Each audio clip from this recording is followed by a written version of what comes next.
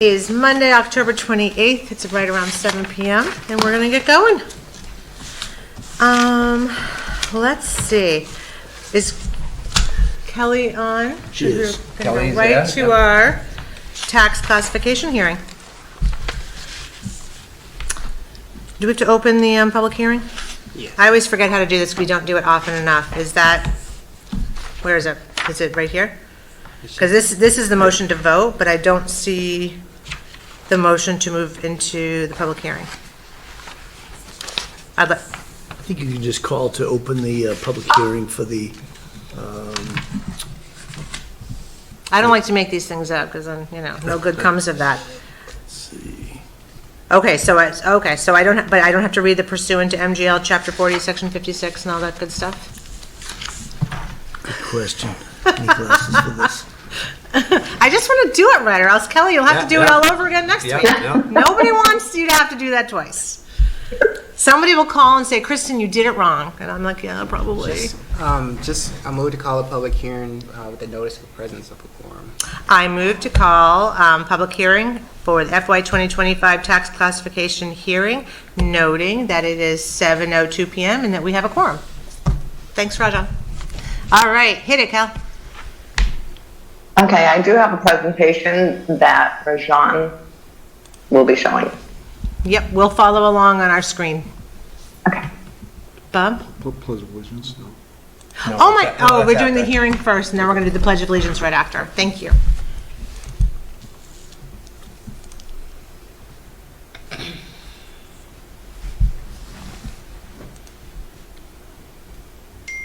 Oops, sorry.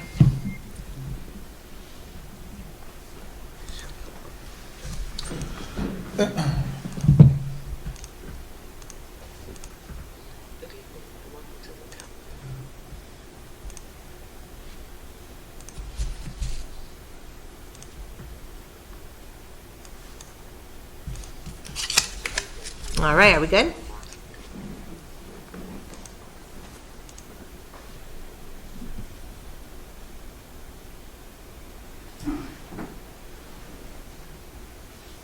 Rajan, are we good?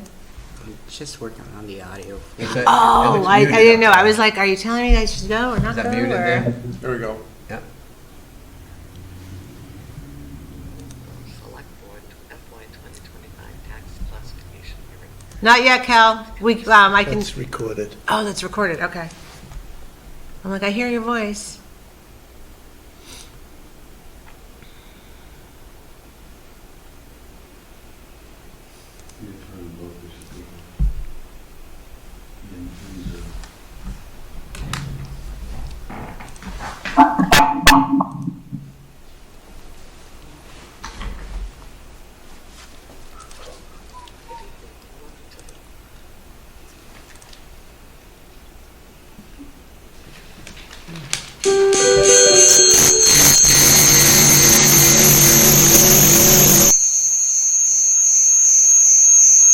Well, it's almost Halloween. So, you guys, did you hear that? I shouldn't feel bad. I'm not sorry. I'm not sorry.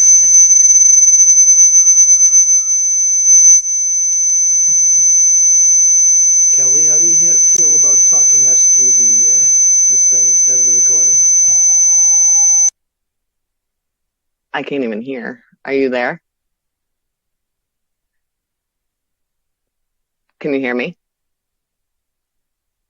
Hello?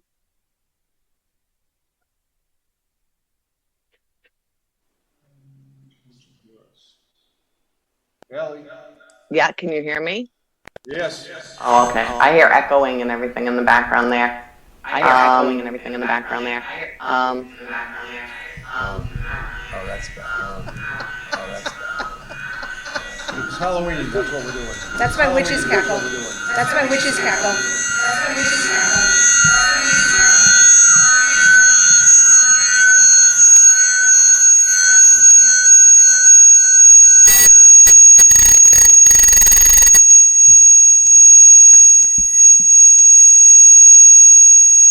Hold on, Kelly. Yeah, yeah. Oh, look at that. It's psychedelic. Yes. Totally. Kelly, can you hear me now? I can, but you're like I'm in a fun house. Yeah, I know. If we can get this to stop, could you talk us through this hearing without the recording, please? Yeah, I can. I will have to share my screen. Hold on. Well, actually, let me see what I can do on my side. Let's see. Kelly, how's that for you now? No, you're in a fun house. Oh.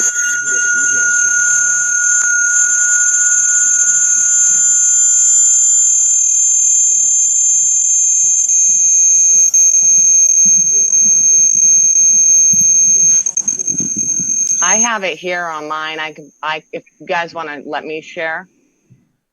Yes, you're set up as co-host, you should be able to do it. Okay, I'll let you fix.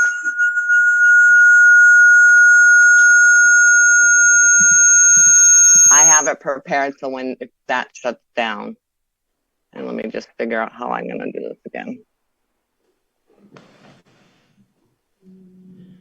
All right.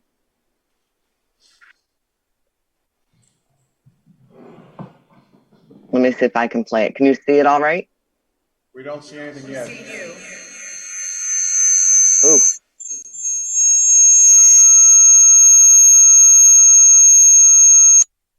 There we go.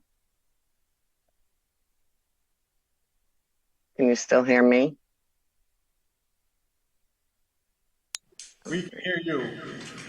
Okay.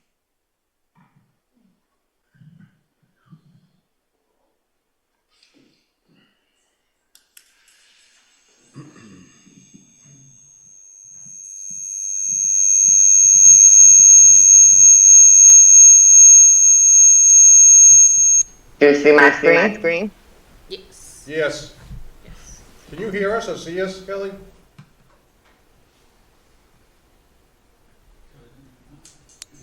All right.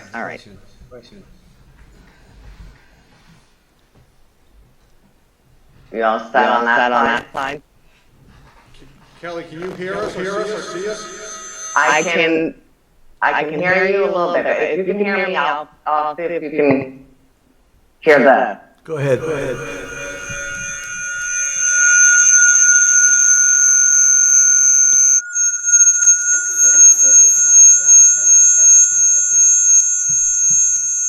I'm hearing a high pitch on the Zoom. How about now? Still high pitch.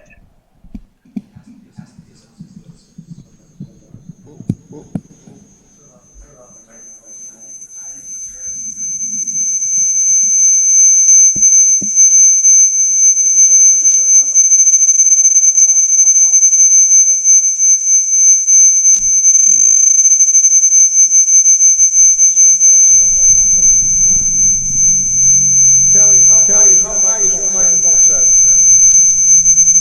I don't know. Let's look. Looks like I'm 22. Love it. All right. Yeah, we hear you perfectly fine. Okay, you all set now? Let's see if this will work. Tell me if you can hear it. Yep, just keep going.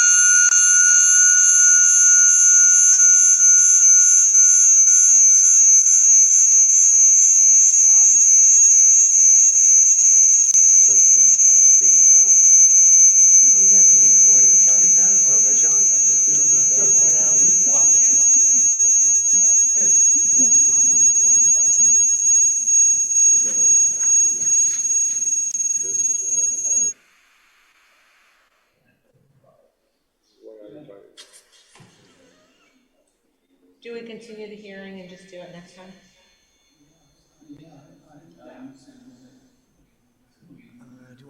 Do you want to give another minute and see if we can get it? This is not her microphone.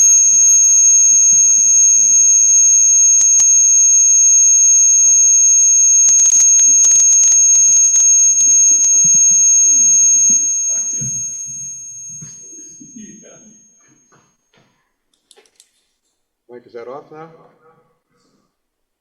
That's the one picking everything, I think. Kelly, can you hear us? Still they're coming. Yeah, who's the one bouncing? Is your microphone up there? Yeah, that's the Grange Hall.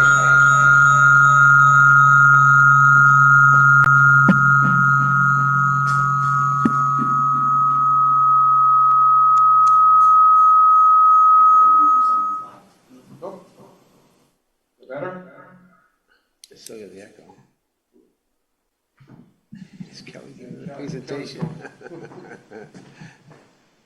How are you now?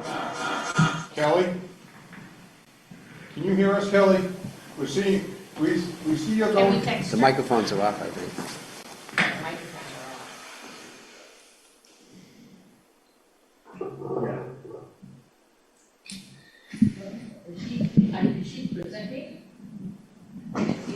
I know that. Kelly, can you hear us, Kelly? We see you presenting, but we do not hear you. Okay. I think we continue the hearing, and we can't record tonight, and that's okay. I mean, I don't know what else to do. I move to continue this hearing until our next regularly scheduled meeting. Second. All those in favor, please say aye. Aye. Opposed? Abstain? All right, we will pick this up again. I forget when our next meeting is. Oh, it's here. We'll pick it up. I think it's on our The next meeting we have is I know it's on a Wednesday. October 28th. November 13th. November 13th. All right, so we'll pick it up November 13th. Sorry, Kelly, I know you were 100% prepared, but it just ain't happening on our end.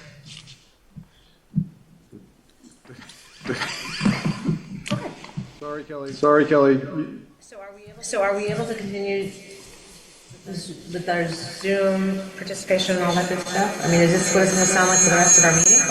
Yeah, I don't think this is a her problem. I think this Our is, problem? I think it's the room. Okay, what do you suggest? Because this is a little uncomfortable. The way Kirby described it, it was her problem. She said he said the room was fine.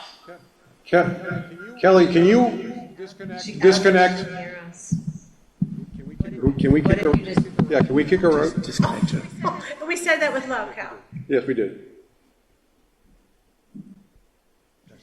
Do you have a cell phone so you could text her? I just did. Okay, and just say we're so sorry. But we still have to address the echo. This is up.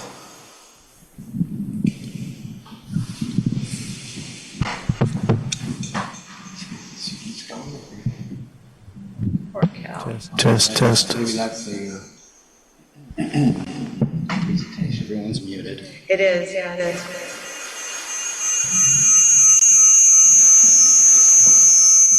Well, it's just an extra practice run. Don't apologize, it's okay, these things happen.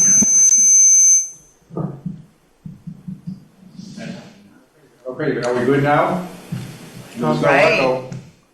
Right? No echo. Adam, there we are. She's been moved out, so it's not her. No, she's still on. Be better as a co-host.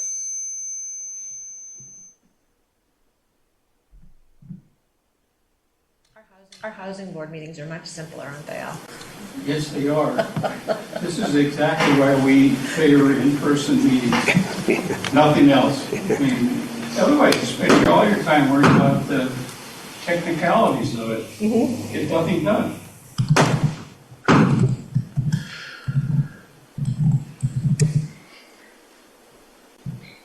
Okay. looks good, we got a visitor. She's gonna leave and join that. Hopefully you can hear her, so. That's what I'm wait, you want? Adam Klein, if you can hear us, will you raise your hand? Okay. There you go. Thank you. You can hear Yeah, since once she logged off, it got better. Okay. I don't think we're echoing anymore. I turned my microphone off. Did you put it back on? Okay. Okay. I'm sorry, everybody. So we will just pick this up again in a couple weeks. All right. So let's call the regular meeting to order. Actually, we already did. I already called the meeting to order. We moved to the hearing. We are back now. Let's stand and say the Pledge of Allegiance.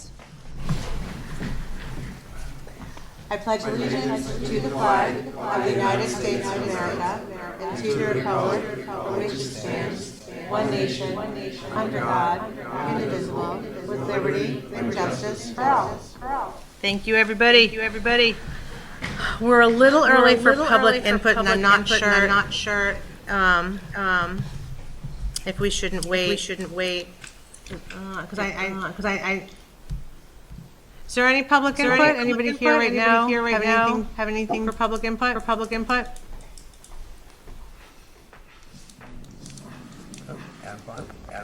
Adam. Adam, can you hear us? Good evening. I thought you had a buzz light your costume on first. No offense. I was like, oh, No. Okay, sorry. Go ahead. I just wanted to give you all two updates. The first is I want to let you know that at our last school committee meeting, the committee did vote to sign a letter in support of the traffic lights at the crosswalk in front of Blanchard, and that got sent out to the state folks today.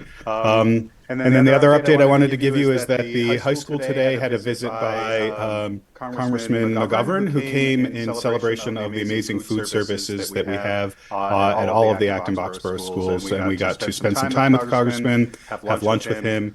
Senator Eldridge, as well as Representative Cataldo, were also there. But kudos to the amazing food service team at Acton Boxborough, including at the Blanchard School, for doing amazing things with fresh local produce almost every day for our students. Excellent, great. Thanks, You know, it's funny, Adam. I was looking at the grandkids' lunch menu, and it says unlimited fruits and vegetables with lunch every day. And I actually brought that to my daughter. It was amazing because that's one of her rules. They have to have something at every meal. And my granddaughter Whitney was saying she's even allowed to have fruits or vegetables even if she doesn't buy lunch, which I thought was pretty amazing. Also, we weren't sure if that's true. Could you validate? We're like, she's stealing fruit from town. She's welcome to have it. Well, yeah, I think that's great.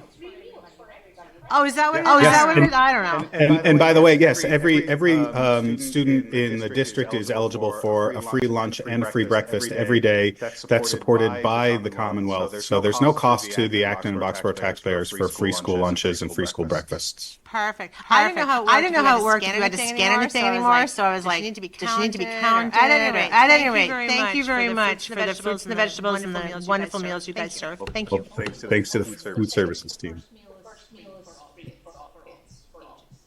Well, you're the only one with kids still in school, right? Oh, you're an empty nester now. Oh my gosh. All right. Well, good to know. That's amazing. All right. Well, thanks, Adam. Thanks for the update. My pleasure. Is there anybody else who has anything tonight? Okay, seeing no hands.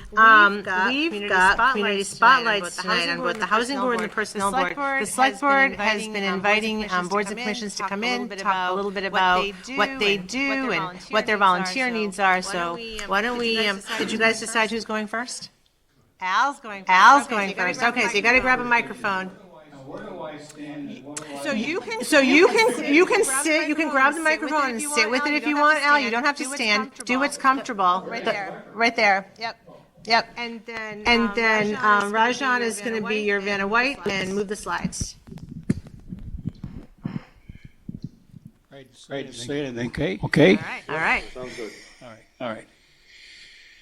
Well. This is basically an advertisement for new members. We're down, and we need new members to do our work. This is the mission statement from Boxborough 2030, our master plan. And it's pretty broad.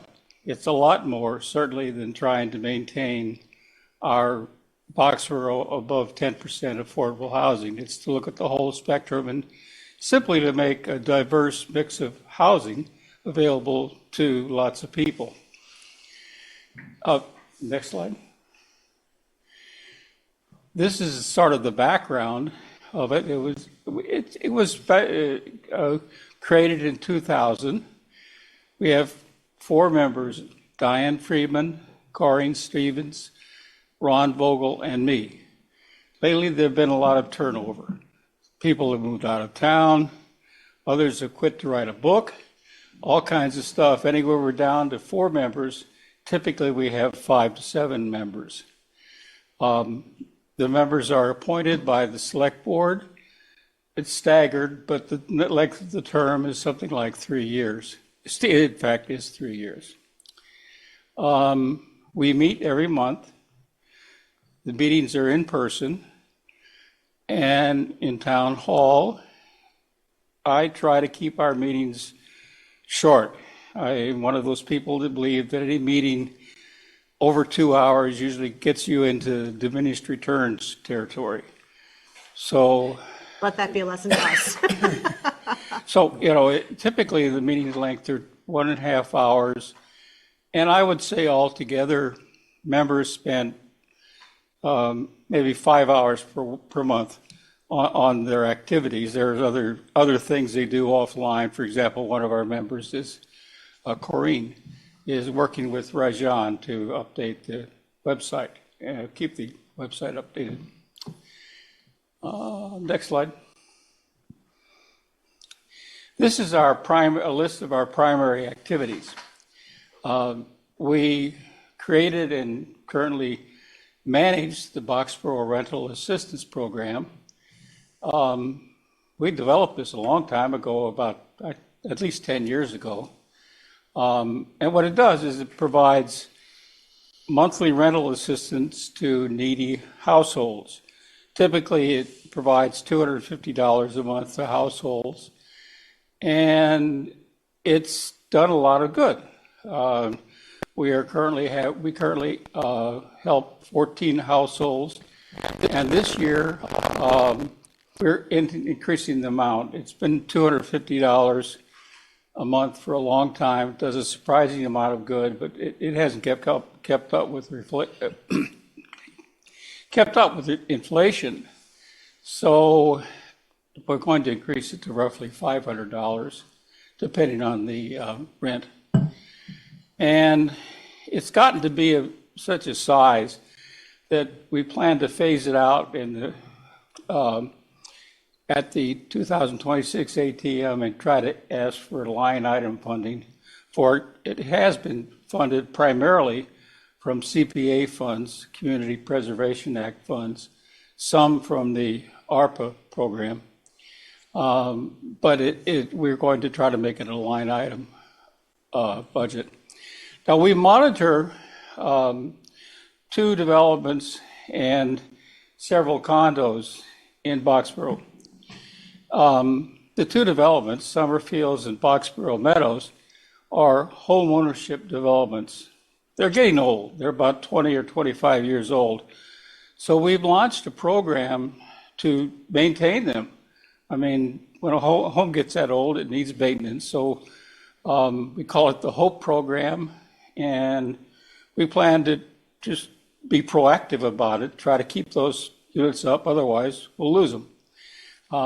Right now, we are engaging in a project to replace all the roofs of the affordable units in Boxborough Meadows. And as it says, one more, we have a monitoring agency for Boxborough Meadows and Summerfields. So I thought what I'm trying to do is to give the listeners an idea of what the Housing Board does, how much time it will take, and what our activities are. So in that spirit, I thought I would just show you the issues that we discussed at our very last meeting. Next slide. We discussed the BRAP program, the Rental Assistance Program, on how sensibly to raise the stipend per month. We dealt with some issues related to the roof replacement. It's been delayed by the hurricanes. There's some controversy, as you might imagine, about the color of the shingles, so we talked about that. There's 2 units that are up for resale, and with an affordable unit, there are all manner of rules that pertain to that. We have to make sure that people pertain to that. And lately, we've got into the question of estate planning. It seems to be something that nobody's worried about, but we'd like to figure out a way to help our affordable owners keep their estate out of probate court. It's quite expensive. So it's an ongoing project. Also, we discussed the housing production plan. Now, that's a good thing to have. It talks about the kind of housing. Trouble is, we're shorthanded, takes a lot of time, and if we have somebody else do it, it's quite expensive. So what likely we'll do is some intermediate thing. There are some projects in town, like the MBTA Communities Project, that would require input from the Housing Board. So we thought we'd internally try to do enough studies to help guide that input. It will serve us well and be a precursor to the housing production plan and help at the present. And the meeting format is something we've talked about a lot. There is a strong feeling amongst the Housing Board that we really like the in-person format. I mean, none of us are psychiatrists or psychologists, but there's something about meeting in person, we think, that helps the communication and helps us get things done. So that's our current format. We meet in town hall every month in person, and I try to keep the meetings as short as humanly possible because I don't like long meetings, and that's about it. So next slide. So if you all want to join up, we'd love to have you. Contact me or contact Wendy Trinks in town hall, and those are the contact parameters. And if you forget these, just look me up. You can find me. There you go. And I'll be glad to talk about with you some more, and certainly invite you to a meeting of the Housing Board. Thanks, Al. No, I appreciate it. So any questions for Al about the Housing Board? Al, just wondering, you mentioned that, I think it's called the HOPE program, and you said that you're trying to maintain like Summerfield and Boxborough Meadows. I've noticed that at Summerfield, some of the residents are doing work, are having work done. Are they doing that themselves, or is that being They're done? doing it themselves. We just started this program. We thought we'd just start with one project. Yep, okay. And the roofs at Boxborough Meadows really need work. I mean, perhaps they weren't constructed with the best materials to begin with. I don't know, but regardless, they need to be replaced. Okay. So we thought we'd start with them and then move on to other things like that. That's exactly what we'd like to avoid, is have the affordable owners do the work. I mean, they're affordable. People have low income. That's the last thing they can afford. But sometimes you have to do it. And so Okay, so it's not, my words, it's not against the rules for them to maintenance on their own. They can do it if they need to get the plumbing fixed or to get the air conditioning fixed. Yes. They're allowed to fix it themselves. Summerfield's is a condominium, so of course they'd have to pertain to the condominium rules. Yeah. There are some constraints there, but other than that, there's no reason why they can't do it. You know what just made me think, when Bob brought that up, Al, if somebody who owns an affordable unit at Summerfields has to make some major improvement, is there a way for them to come to the Housing Board to say, to kind of like tack on to the whole program Well, in any that's way? exactly what the whole program is. It's just that the first project is the roof replacement, but that's what we hope it'll be, is that the owners will come to the Housing Board and we'll be able to help them or may even pay for the whole thing, depending on our budget, because you need to do it. If Right. you don't do it, the units will fall into disrepair and we'll lose the units. Right. So it's in our interest, Okay. town's interest, to do it. So if Bob was aware of particular residents putting their own money in, could he tell them to reach out to you if they need financial help, or Yes, no? yes. Okay. Now, we might not be able to do it immediately. It probably would depend on the budget. We certainly can file it away and try to see if there's a way, either now or in the future, to help them out. That's great. All right, awesome. So, Al, just so I can understand better, the individuals who have these units, they own them? Yes, they own them. But the town doesn't own them. We're just No, providing they- oversight and guidance and cash. Yes. We are the town, through the Boxborough Housing Board, is the monitoring agent. And our position is to make sure that they abide by the rules of affordable owners. Now, there are a set of rules, as usually codified by the deed writer. They have to follow certain procedures when they resell the unit. They have to do a number of things to keep it affordable. So our job is to work with them in those areas. Okay. And so who does do you rely on the homeowners to come to you, or as part of your monitoring, or do you go out and, hi, I'm Al from the housing board, Haven't done it yet, Okay. but we will. I mean, we're just wanting to work out the kinks of the program and this whole program by doing a project.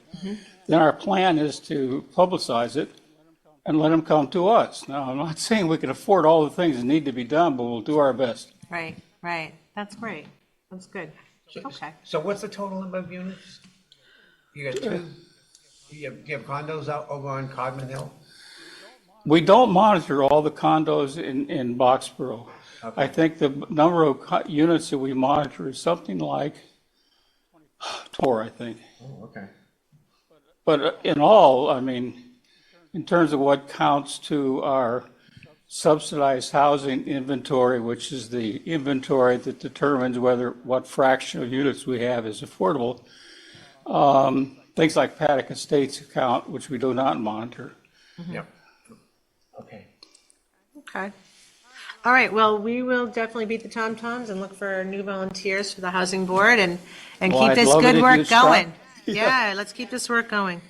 Al and his team, they do a phenomenal job. I had personal experience being part of the CPC when you guys came and did presentations for CPC dollars. It's amazing work, and I think Wendy helps you guys, right? Like in That's terms right. of figuring out who needs the help, where the need is, where the greatest need is. I think Wendy plays an integral part. She does. She helps us out a lot. She's sort of like our rep in town hall. Yeah. And she does a good job. She's a very likable and easy to talk to her, so the people come to her, and then she relays problems to us. We do our best to solve them. Yeah, she's a good advocate, absolutely. Yeah. All right, Al, you don't get to put the microphone down. Anybody that comes to these meetings has to tell us, what do you love best about Boxborough? How many years have you lived here? That's a good question. A long time. A long time. Like about 40 years, I think. Wow. Well, That'd be 85, because that's my high school graduation. Yeah. Yeah. When did you move here? I know. I think we moved here in 1990.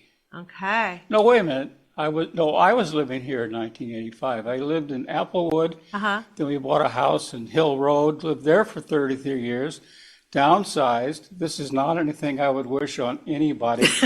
If you can avoid it, don't do it. Don't downsize? Yeah, for a big house back to Applewood, which is where we live now. So what do you love about, you've been here for 40 years. What do you love about town? I like the fact that there's woods and trails and stuff you could walk around. I like to walk. And there's something good about, walking around in the forest and I've even seen some owls. Did you folks go to the owl seminar? That was really neat. I heard it was great. I wasn't able to make it. Well, Yeah. yes, I've seen some owls up close and personal. They're all over. And so, yeah, that's what I like about Boxborough. So I saw an owl in Patch Hill with my Ridgebacks, and Yeah. it was still scary. That owl staring down from the tree, it was like, whoo, let's go. And I had 100-pound dogs with me, and they are intimidating. But they talk to one another. I know one evening I was out in the garage, and doing something. There must have been 3 owls there having a conversation. And you hear all these hooting, and it is as if, I don't know how they can talk because it doesn't seem like there's much information content in those hoots. Well, we don't speak owl. We don't know. I know, but Al Murphy's on his desk. Everybody became. It did seem like that. Yeah. That's truly neat. Yeah. See all those owls around. Because you have trails right behind you in Applewood, right? That's right. Yeah, so you can head right out there. Well, there's trails all over in Boxborough. True. That's And true. the various committees do a wonderful job of keeping them up. I mean, Yeah. after the various storms we've had, usually a tree comes down, and it's not long before the trees get chopped up and you can go through again. Yeah. Yeah, the trail stewards are amazing. Yeah. Yeah. All right, well, thank you, Al. Thanks for coming in tonight, Thanks for taking the the time. opportunity. I appreciate it. And Yeah, we'll do what we can. So you are looking for 3 more yeah, volunteers. go get those members. Okay, 3 more, everybody. Okay. All right, thanks, Al. Got it. Thank All right, you, now you Al. can pass the baton. Okay, fine. All right, next up is Lee Slade for the Personnel Board. Come tell us all about the Personnel Board and how. And now you know you're also going to be asked what you love about Foxborough. But you already knew that. I can handle that question easily. I thought I would sit here. I have some notes, not so experienced as Al at speaking on my feet.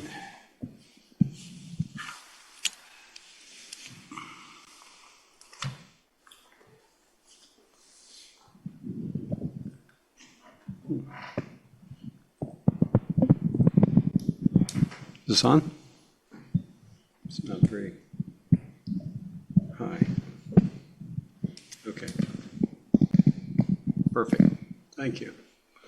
Thank you. My name is Lee Slade, 380 Burroughs Road. I'm the chair of the Personnel Board. I really appreciate the opportunity to make a brief spotlight presentation about Absolutely. the work of the Personnel Board.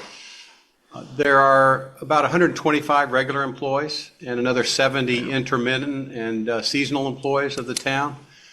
And keeping those employees happy and productive is crucial for the town to work the way it needs to work.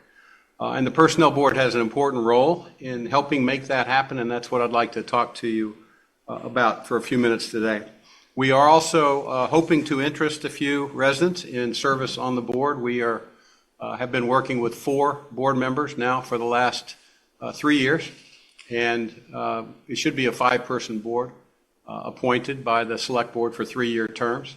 And we are getting ready to lose at least 2 of our members, so we will be down probably 3 very quickly, and I would put that in a crisis. We can't have a quorum if we don't have at least 3 members, but we certainly can't get our work done without more of a 4 or 5 at the least. So the Personnel Board is authorized in the Personnel Administration Plan, which has been adopted by the town. It is online. Our primary responsibility is to ensure that the personnel plan serves the needs of the town and its employees, and that the town complies with it. We are not compliance officers, but we do want to make sure that we know what's in the plan and that that's how we're doing business. The plan includes protocols related to employment, as well as a schedule of all jobs and compensation for those jobs. Now, the Personnel Board is not the HR department of the town. That's the rightful responsibility of the administration. Most of that is carried out under the leadership of Assistant Town Administrator Rajan Hudson. We work very closely with Rajan on an ongoing basis. We also work closely with our Select Board liaison, Bob Stemple. Appreciate your efforts, as well as our FinCom representative, Becky Neville, who they've come to all our meetings. I really appreciate, Bob, you getting involved in the Personnel Board. You've been invaluable, particularly as we're shorthanded. So we have 3 key areas of focus. First is to maintain the plan. I'll talk a little bit about that. And maintain the compensation schedule as part of the plan. Very, very important. And also the third area of activity that we've been focusing on is supporting employer of choice initiatives, and I'll spend just a moment talking about those. Regarding maintaining the personnel plan, the department heads and through the town administrator and ATA bring periodic requests to modify the plan to help it support the operations of the town government. That includes new positions due to reorganization. It includes changing employment practices, best practices. Recently, we modified a number of positions related to the reorganization and unionization of DPW. We also, as Human Services Department was created, we have modified and worked with Rajan to modify and regrade some positions there. We also evaluate proposals to enhance the plan. For example, 2 years ago, we brought a proposal and developed a proposal to create a sick bank, which I think was approved by the town and has been well received by employees as a benefit to them. And of course, in fairness to employees, we want to make sure that the plan is harmonized with the requirements of the collective bargaining agreements that we have. So we need to correlate those two with the plan. Frankly, the plan is in need of a complete upgrade. I think administration and the personnel board agree that. We just haven't had the bandwidth to tackle it. I think that'll be an activity in the relatively near future, though I think that's just the nature of that kind of a plan. Next slide. So with respect to the compensation plan, you know, the town is committed to fairly compensating its employees, which is crucial for both fairness and competitiveness for employees. This starts with clear job descriptions for each role. Over the last 2 years, we've been working with Rajan as he has worked with his department heads to develop updated job descriptions for all the organizational charts within each department. Really important to get them better aligned with the way that those jobs are described, and which is clear for the relationship between the supervisor and the employee. They all need to know what's supposed to be done and whether it's getting done or not, and to align it with the grading criteria so that we are fairly grading each job. Now, we're not quite done with that. We've been going department by department down that. You can go ahead and hit the next one, I think. And we're not done, but we're getting done with that. Rajan's doing a fantastic job with his department heads to get those developed, and then we review them, provide some comments, and then we grade them. So once they are finalized and aligned with the departmental org charts, the personnel board grades them according to 9 criteria. You can hit the next slide, that are established in our compensation system, which was developed by our consultant, GovHR, and adopted by the town in 2020. I'm not going to get into any of this in depth. I just want to sort of point out it is an important, it's a rubric that is used to create the number of points for each job. It's assigned then a grade of 8 to 16 based on those points, which determines the starting salary for employees in each position. The idea is for positions with similar requirements and similar sets of skills and responsibilities to be compensated similarly. And that's what happens when we do proper grading. So yeah, I think that's one of the most important things that the personnel board does is properly grade job descriptions in each job. We're not grading individuals, we're grading the role that is filled. So once that is properly graded, it fits into the compensation schedule. Obviously, that's too small to read, but this is in the plan at the very end of the administration plan. And in an individual who is hired into a position that's in the compensation schedule should be compensated fairly. They usually, but don't always, start at step 1, and then assuming they're doing their job well and getting good performance reviews, they advance 1 step a year, which is a 2.5% salary increase across the 14 steps of the schedule. We also recommend annually across the board cost of living adjustment. We work with the select board, we work with administration, we work with FinCom to develop what we believe is an appropriate cost of living adjustment to keep up with inflation, and then that is put before the town for vote at annual town meeting. So in this way, the overall compensation for our employees is kept where we want it to be, which has been at the 75th percentile of comparable towns, according to what the select board decided a few years ago, which I think was a wise decision. So first 2 responsibilities of the personnel board are to maintain the plan and administer it and maintain the compensation schedule. Very important. The third area of focus, which I am very excited about personally, is our work in support of the commitment by the select board for the town of Boxborough to work towards becoming an employer of choice. I spoke to you a little over a month ago about that and was very gratified that you adopted a resolution committing the town to do that. And the personnel board has been working really hard with Rajan frankly, over the last 2 years to move us in that direction, and I think the time is right. So before I wrap up my comments, I want to talk a little bit about that. Some of this will be reiterative to what you heard from me a few weeks ago. So an employer of choice is an employer that creates a happy and loyal workforce by paying attention to what matters to employees. An employer that people really want to work for. And your adoption of that resolution really was a fundamental bit of leadership for the administration to move forward and make the kinds of improvements and changes that it will take to become an employer of choice. What does an employer of choice look like? Next slide, please. They create an employment culture that's built on a common vision of service to the town and that is welcoming, nurturing, and enjoyable for all employees. There's a culture of how we're going to behave around each other. An employer of choice pays attention to their working facilities, tools, and resources, and within budgetary and physical limits, make sure that those facilities are productive and safe and help employees do their job best. An employer of choice helps develop their employees to their potential, both with job training and with specific other skills type training to help them realize their potential. And they teach their managers how to nurture and coach their employees to that same end.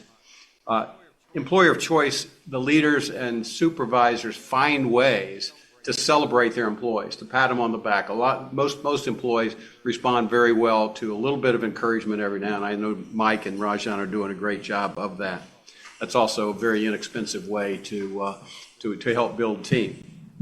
And finally, the policies and processes throughout the employee life cycle need to be clear, reasonable, efficient, consistent, and fair. And we've got a lot of work to do there. I'll talk about it just a little bit. Why would we do all this? Well, the benefits are significant. First, you starting with saving the substantial hidden costs of excessive turnover. We talked about how much that might be. It's hidden costs, but it is not. It is a real cost. Employer choice, has 10 applications for jobs, not 2. They can compete more strongly for the best employees. And the bottom line is happier and better and more productive and better engaged employers provide better service to the residents of the town, which is what town government is all about. So the benefits are real and they're important. There's 3 other ways that, besides the work I've already talked about with the plan and the compensation, that the board is supporting becoming an employer of choice. First is by enhancing communication. Second is by improving the employment development cycle with the ATA. And third is sort of keeping track of how we're doing it by monitoring some key HR metrics. With respect to communications, we've been working to make the employee policies and guidelines more findable and more understandable, just better organized and more usable to, more consumable to employees. We're nearing completion of a complete reorganization of the employee handbook, which is overdue. And I think that's going to be well received. And we're also working with Rajan to enhance the employee website page. All of this is under the leadership of Alan McLean, who is a HR-focused attorney on the board. He's a great asset to our board, and he's doing a great job. And he will be continuing on the board and continue to be an asset for it. We've also been working with Rajan to develop an employee engagement survey, which does 2 things. It gives employees the opportunity to be heard. And it also helps the administration understand the level of engagement of their employees as a benchmark towards improving things and having that change in the future. Frankly, the first employee engagement survey results were quite good and quite positive. They did point out a few areas that the administration could focus on a little more keenly, and probably always will, but we were very gratified by the outcome of that. With respect to the employee development cycle, to create a sustainable employer of choice organization, we need to institutionalize best practices at each step of the employee development cycle, from recruiting and onboarding to the exiting, all the way through the employee life cycle. I'm not going to get into the details of that, but there's a lot of work to do. Some of these processes are just in their infancy. And we are working with Rajan and his team to develop them and institutionalize best practices. And we've got a long way to go there, but we are making progress. And finally, with respect to key metrics, we're paying attention to 3 metrics. Voluntary turnover is really important and expensive. I'm happy to report that it's been down. We're looking at it on a 2-year rolling average, and it is measurably down in the last period, and I hope it continues to go down. Employee engagement, much less tangible, but also very important to understand how engaged and happy your employees are, and that's a good sign that you're doing a lot of the right things with your employment. And finally, with compensation, I talked about the 75th percentile. The board needs to continue to track where we stand with that. There are some ways to do that, and I'm working with Rajan to confirm that our compensation schedule is where it needs to be. So here's the ask. Excuse me. We need some folks that'd be easy to get involved. We need at least 2 new members. We have been recruiting for some time. We're not just coming to throwing ourselves at the mercy of the select board, but we had 9 candidates. I've contacted some of the graduates of the Citizens Academy, some folks like that. So far, we've got 1 hot candidate, but we can certainly use 2 more, and we'll continue to look and do our part of that. But we would welcome any resident who is interested to contact anybody on the select board or contact me. My contact information is online on the town website. Come to one of our meetings. We meet once a month at 5:30, generally on the second Tuesday here in Town Hall. We meet in person. We start our meetings on time. We try to finish them on time. No longer than an hour and a half. Sometimes they're as short as an hour. Obviously, we have a lot of things we're doing, and we try to move through our agenda in a very organized way. It doesn't take special skills. You don't have to be a HR professional to be very useful. You just have to have common sense and willingness to collaborate and think and talk. And most of us have been an employee. Many of us have been employers. So a lot of things we're talking about is true common sense. I think our next meeting is November the 12th, 2 weeks from tomorrow. Anybody that wants to show up, they're all public meetings, open meetings, and they're announced, and would welcome to have you there and answer any questions you might have, or give me a call and I'll answer any questions you might have about the work of the Personnel Board. Thank you, Select Board, for having this spotlight on us. We really appreciate it. Absolutely. Any additional questions for Lee?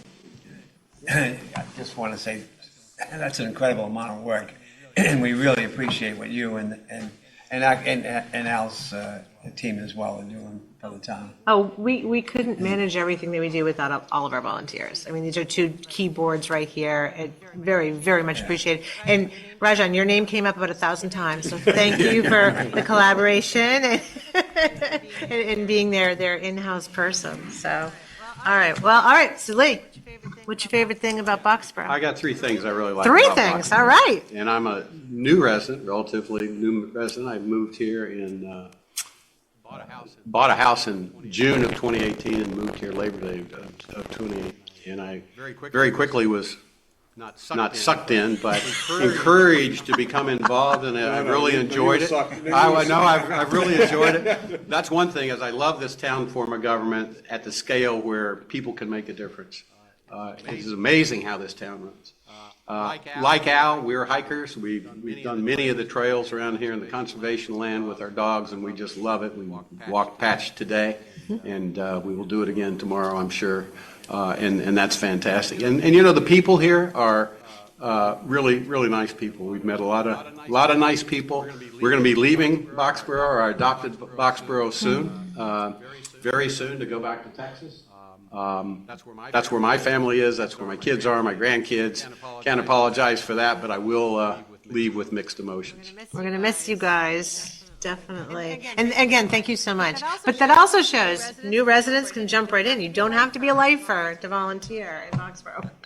Have we ever, Mike, did we get in touch with, we have quite a few people interested in the fire station building community. Did we get in touch with any of them for personnel board and I'm still in communication with many of them, and have encouraged them to stay engaged, and have mentioned both of these boards.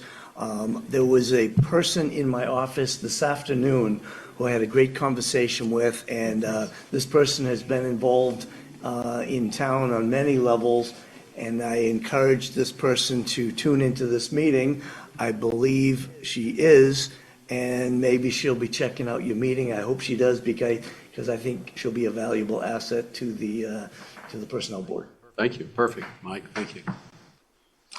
Okay, well, thank you Thanks a both lot. for coming in tonight. We really appreciate it. Thanks for all your hard work. Thank you, Al. Yeah.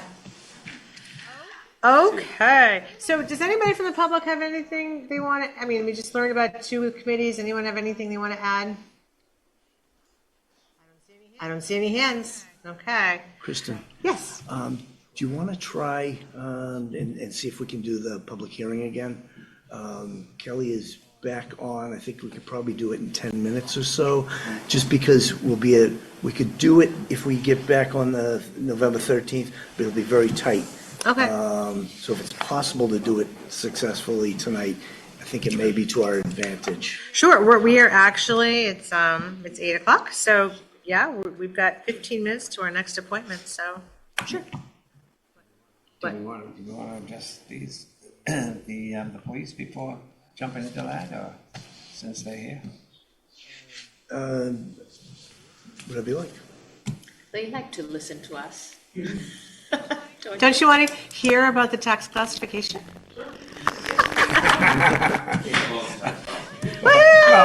Are you on the No, clock? in all seriousness, you know what? Why don't we go ahead and we'll jump to the reaccreditation. If you'd like to tell us about it, we're early. Yeah, we'll do that.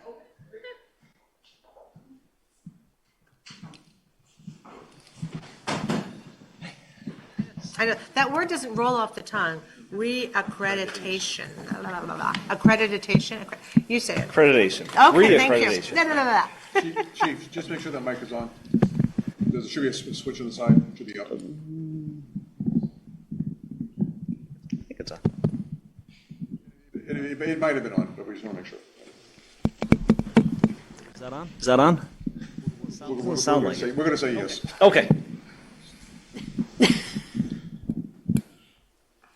Oh, Yep, Adam says we got yes. it. Thank you, Adam. All right, Adam thank says you, Adam. thumbs up. Thank you. No more hiding. So, thank you very much. John Shepsik, Chief of Police here in Boxborough. 2 weeks ago, we came here. We introduced 2 new officers. Their smiling faces, their families were here. It was a great time. We're looking to the future. Tonight, a little bit opposite of that. We're talking about what we've been doing and currently where we're at. And I'm very excited, proud to announce that the Massachusetts the Massachusetts Police Accreditation Commission, MPAC, has awarded the Boxborough Police Department with reaccreditation for another 3-year term, bringing us accredited now to 2027. So this is very exciting, very good. Congratulations. That's wonderful. It's important for a lot of reasons, and a lot of what we put out there is good news, right? Cases solved, community engagement, like we just had this past weekend, trunk or treat.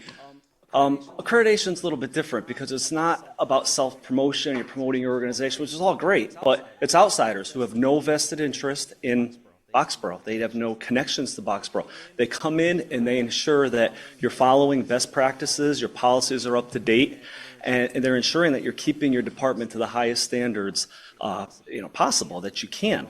And that's important. That's important because this community has always been so supportive of the police department, and we want to show, it's gratifying to show back to the community that we are running a police department the way it should be run, and an outside accreditation agency is coming in and verifying that. So we're very happy, excited to share the news, and I'm also, for the community, of course, for the town, but also for the police department, for the members who have been here. I'm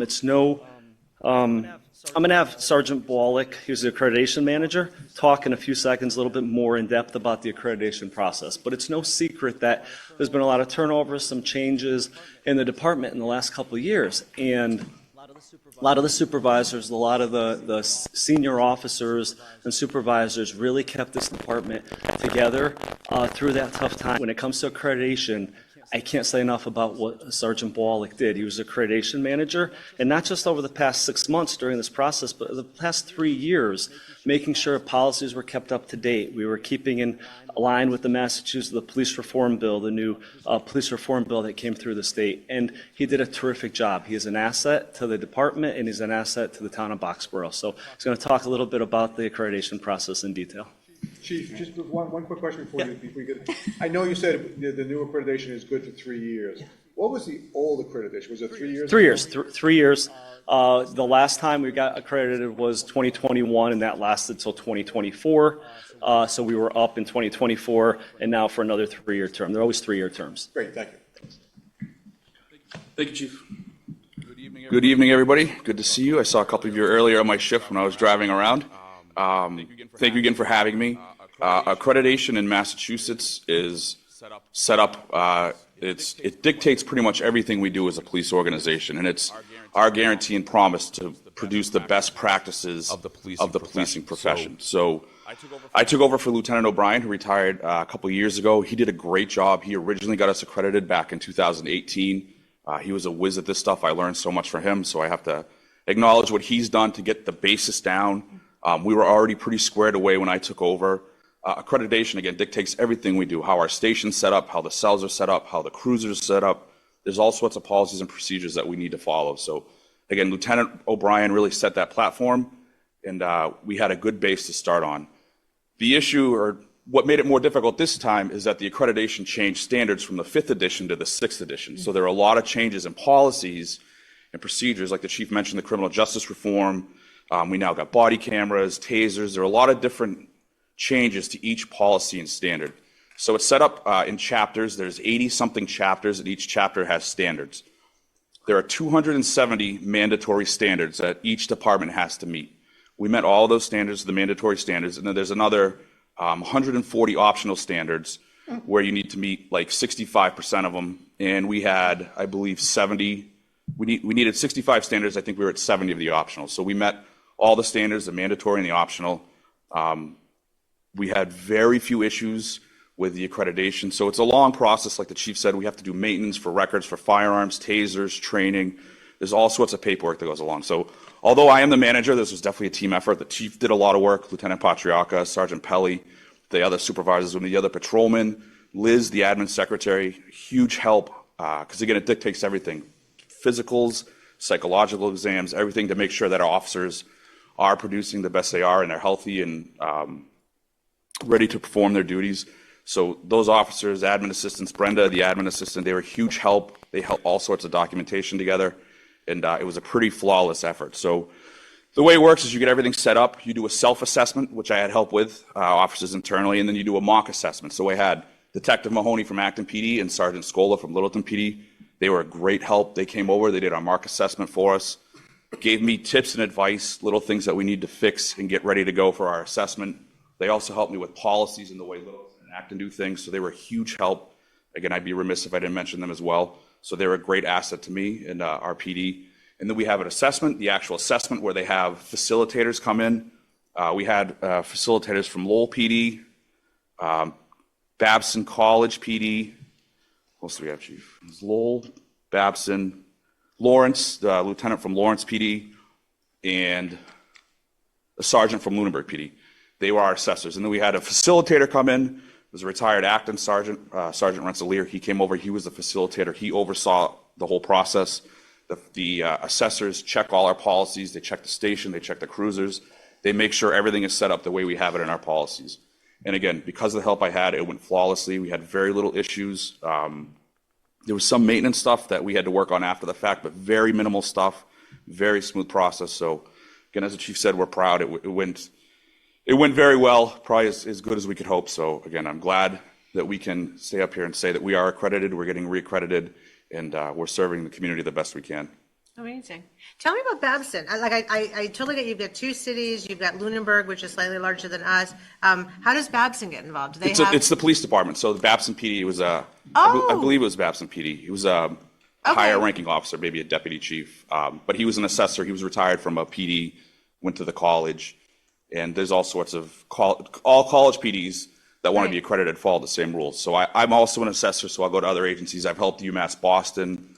I've done Bentley College. So the different university and college PDs, if they're accredited as well, they follow the same rules and policies and procedures as we do. Well, it makes sense. Everyone's doing different kinds of policing, so you're bringing it all together to create that cohesive environment. Nice job. Any questions? No, this is I'm nothing for moving you on. guys, but I'm like, optional standards, but they still need 65? How is it optional? Yeah, so they have a... Right? Well, there's different standards of accreditation as well. There's certification and then accreditation. So certification is a lower level, which we first did with Lieutenant O'Brien years and years and years ago. So there's different standards or less standards that apply to that. Then we have accreditation. So based on the size of your agency, just some things aren't possible. Some agencies don't have like holding facilities. Some don't have 24-hour policing. So there's different policies and standards that go along with each agency. Because there are so many, they say, okay, it's not realistic to have everybody follow every single standard. So there are some more, I don't want to say minimal, but minor standards that you don't have to meet. You can kind of pick and choose. One of them would be like a mutual aid agreement. It's a standard. We don't have to take it. You don't have to take all the optional standards, but it's something that's easy. We have mutual aid agreements, so we take that option. We take that standard. There you go. Makes sense. So Kelly Price let us know that today is National First Responder Day. First Responder Day. So happy First Responder Day. Thank you. I hope that your families are all making you cakes when you get home. I see the I'm fire sure. chief is on. Hopefully he's got cake at home. So this is kind of nice to be bringing this here to us tonight on First Responder Day. So, well, thank you very much. Thank Nice you. job. Thank you for having us. Yeah. Thank you. Congratulations. Finally, we have some pins for all of you from the Accreditation Commission. We got jewelry? There we are. Jewelry. Woohoo. Thank you. While the chief's passing these around, I want to acknowledge also that we found out yesterday, within the last couple of days, that Coda, our canine, along with his handler, her handler, Max, met the national certification standard for, I believe it's for scent following and search and rescue or something along that line. Scent detection. Scent detection. So this was, they've been working towards it, and this was a very high standard to meet as well. So it's a big day for the department. Wow. Way to Absolutely. go. K9 Coda is now certified, like Town Administrator John said. So that was a really great thing for Coda and for Officer Bressi, who's done quite a bit of work with Coda through the past 10 months. I think we're all jealous. We want Coda. Every one of us would like to have Coda. Is Coda going through any more training I know when you presented to us that you wanted to bring Coda on board as another member of your department. Is there any more training that Coda's going to go through to do it? Or I know it would be ongoing, but that's a... There'll be ongoing training, and then we'll see how she's doing. But there are certain things, drug detection, things like that we could get her. But we've wanted to first start with, I think the thing that's most important here, if someone's missing, scent detection, that sort of searching for individuals. But yes, there could be more, and we'll kind of gauge that. There is obviously continued training too for what she's certified in, but we'll gauge the additional training as we go. Super. That's great. Wonderful. All you. right. Well, thank you. Thank you. And Chief Kivlin, also please express to the fire department that we want to say thank you very much to our first responders. We are very well taken care of in this town. Absolutely. Yeah. Yeah. Thank you. All right. Thanks for coming in tonight. Good night. Okay. Let's see. All right. Where are we? All right. So we're going to come back. Kelly, you want to try again? So I'd like to open, well, if Kelly says thumbs up and we can get all the tech going again, we'll reopen the hearing.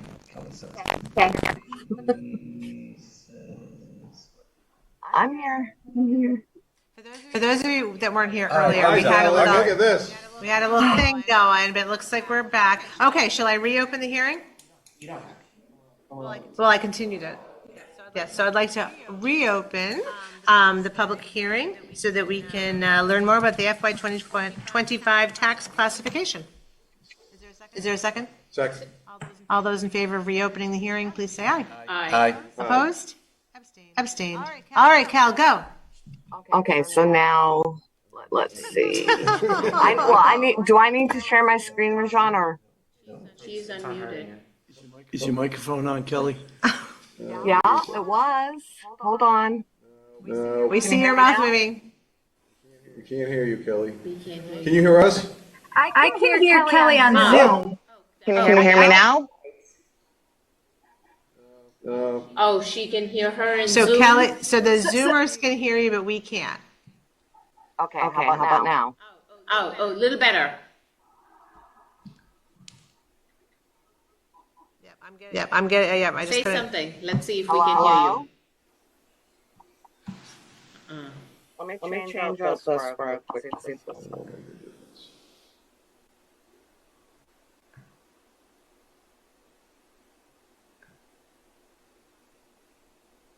All right. Can you hear me now? That's okay. Kelly? She's. No, not working. Oh, man. Now? Can you hear me? We can hear her feebly. She says now. Just barely hear you. I don't know if you can get closer or if we can turn up All the right. speaker. Maybe. I'm on full volume. Tell you what, Kel, since it's being recorded, and our audience can hear you. We are very, very quiet. We can hear you. It's not really loud. But why don't you go ahead and we'll just really pay attention, which we should be doing anyway, right? So do you have, Rajan, are you able to show it or no? Say it again. Is Rajan able to show or does he want me to show it? Rajan, do you want to do the slideshow or do you want Kelly to do it? See, I can hear you.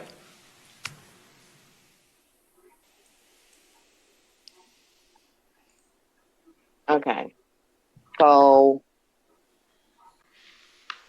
all right.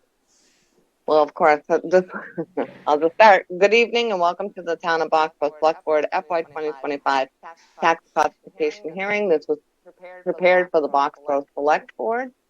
I'm just going to fly through it for you guys. Sorry.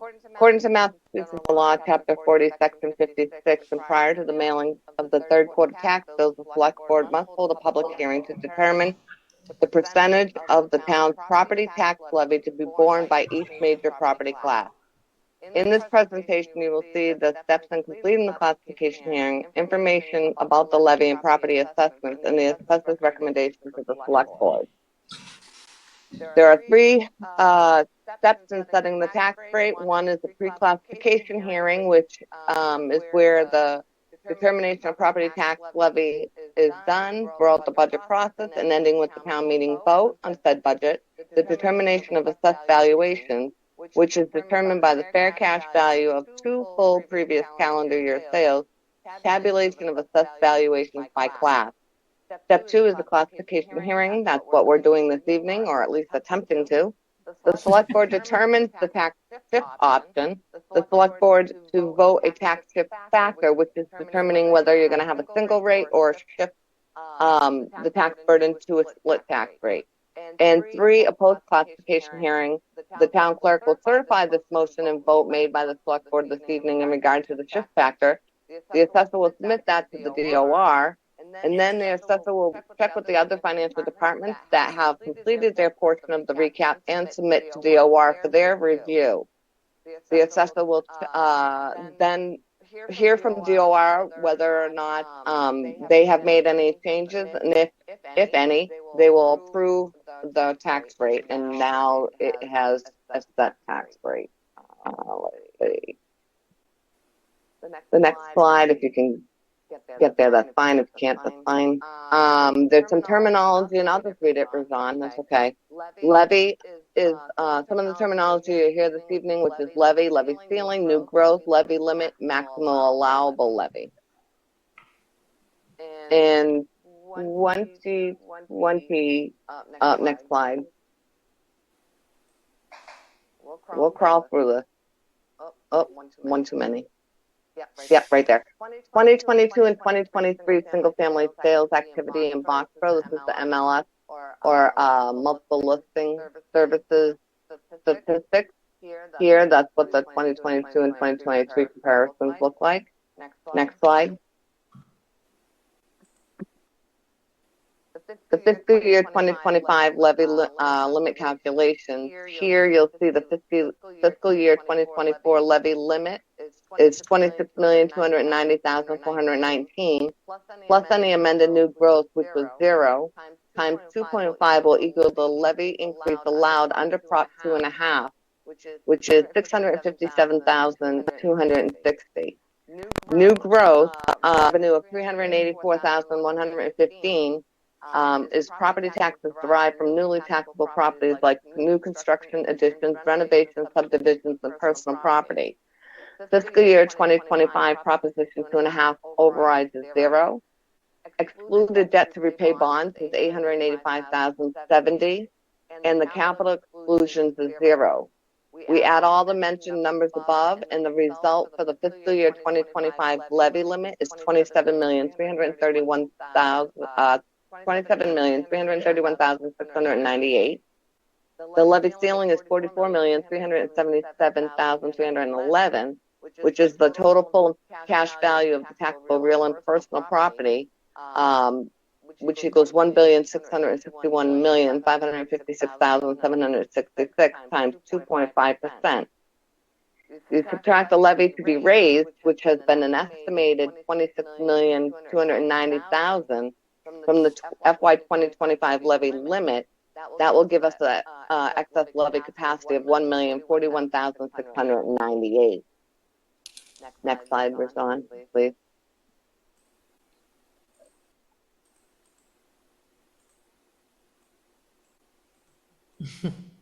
Sorry, Rashawn. All right, there we go. Perfect. This is showing the valuations by the class before any tax shift.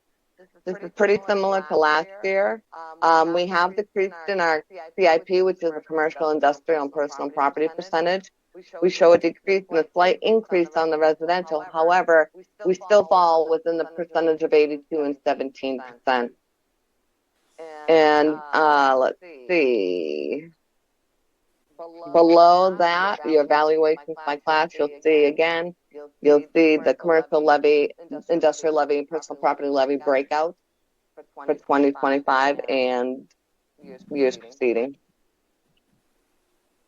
Next slide.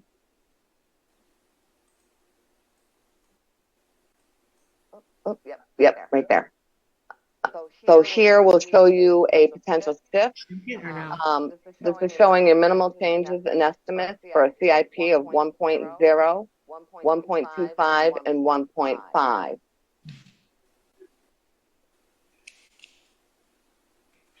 Okay, next slide.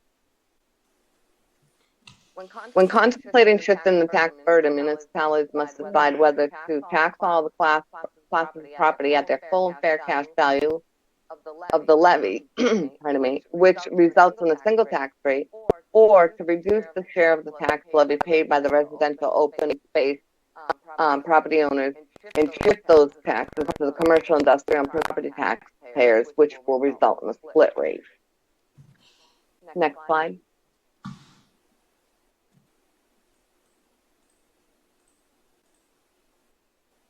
Yep.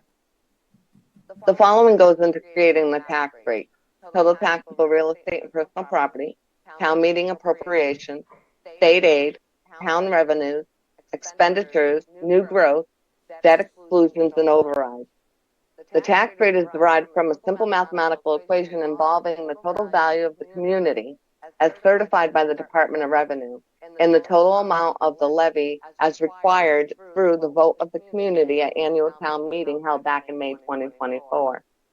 The tax impact. This is an example only of a typical residential tax change. Actual property tax impact will vary from property to property. Here we see an average home value of $844,900, and using the estimated tax rate of 14.81 per thousand, the average tax bill is going to be about $13,265. This is showing a tax change of about $600 from last year. Kelly, is that an increase or a decrease of $600? That's an increase. An increase of $600. Yeah, last year, if you look there, last year you had an average of $844,900 and an average tax bill of $12,665. This year you're looking at $895 for an average and average tax of 13,000. So between 13,000 and 12,000, you get about 600 increase. Okay, so I'm sorry for the interruption. So what this really comes is the value has gone up from 844 to 895, yet the estimated rate has gone down from 1499 to 1481, which you would take all those four factors in, is the increase of $600. So really the increase of 895 is what's driving that increase even though the rate itself went down. Yes. Okay, very good. Thank you. Next slide, please.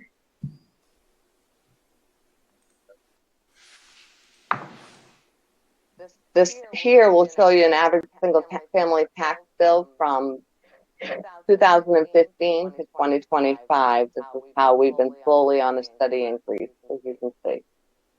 And yet the parcels as well, as you can see, there's been an increase too over the years. It's kind of a nice little slide. Next, please. Kelly, the Sure. previous one, from 2024 to 2025, there has been only one change in the single-family parcel. Yeah. There's virtually no new construction. I mean, yeah, if you think about it, there's not a heck of a lot of new building going on, which is also reflecting the fact that our new growth number is so low. Correct. And and there's nothing really on the docket either that I've seen coming through. We did pick up this year, and it is included in these percentages, is 400 Beaverbrook. That is on these rolls, so that's already there. And Enclave is completed, so we're gonna find a standstill with growth. I think major growth, unless there's something that comes through that I'm unaware of. So just keep that in mind.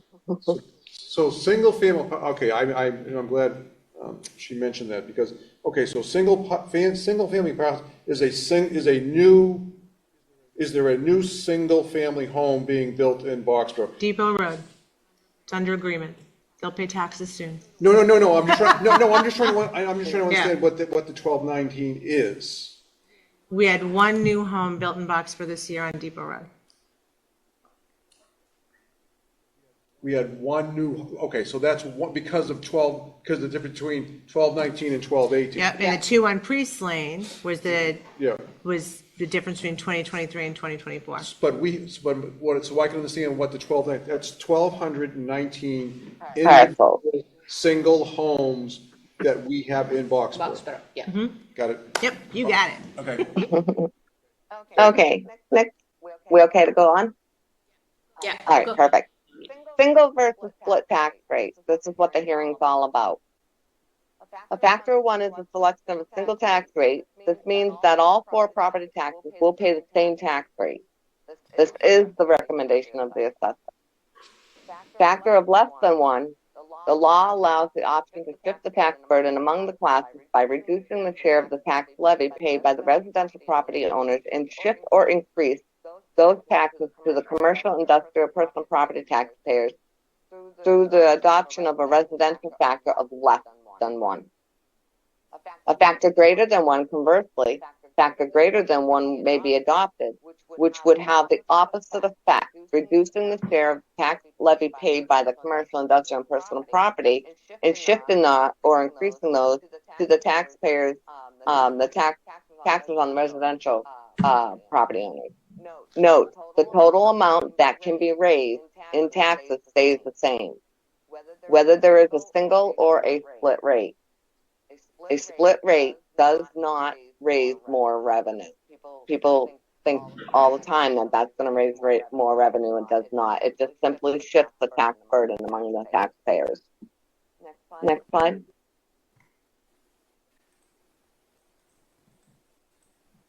You're so good. This is awesome. Thank you. Okay. Assessor's recommendations. Issues of consideration. Percentage of residential versus the percentage of commercial, industrial, and personal property. The makeup of the commercial, industrial, and personal property classes. The percent of big businesses versus the percent of small businesses, mom and pop shops. Industrial impact, the manufacturers. Will an increase in the CI property significantly lower the burden on the residential? Will an increase on the CI property slow the development of big businesses or drive smaller businesses out of town? Or do the CI properties require any extra municipal services? Next slide.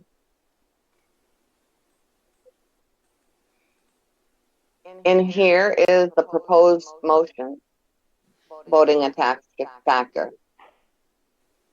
And I propose that the board go for a residential factor of 1 with a corresponding CIP of 1 and take no action on the open space discount, residential exemption, and small commercial exemption. There was a question that was proposed to me, and I'll hit it tonight, is what is that open space, residential exemption, small commercial? If the board was voting in a residential factor less than 1 and shifting that burden, then what you would want to contemplate is your open space discount for your chapter land properties, a residential exemption for individuals. However, the residential, we don't have enough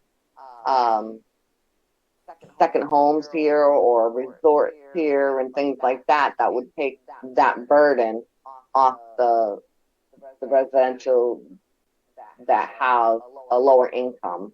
So, and then the higher the other homes, the more expensive homes would be charged higher as well to even out that balance. So that's a whole thing there. But then the small commercial exemption, again, those are things that you would want to consider if you were going to consider going less than 1.0.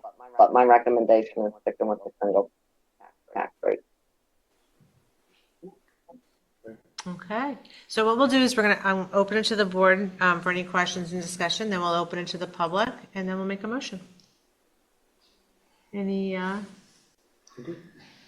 think we'll stick with the single rate, yeah. Yeah, I had an opportunity to talk to Kelly earlier today.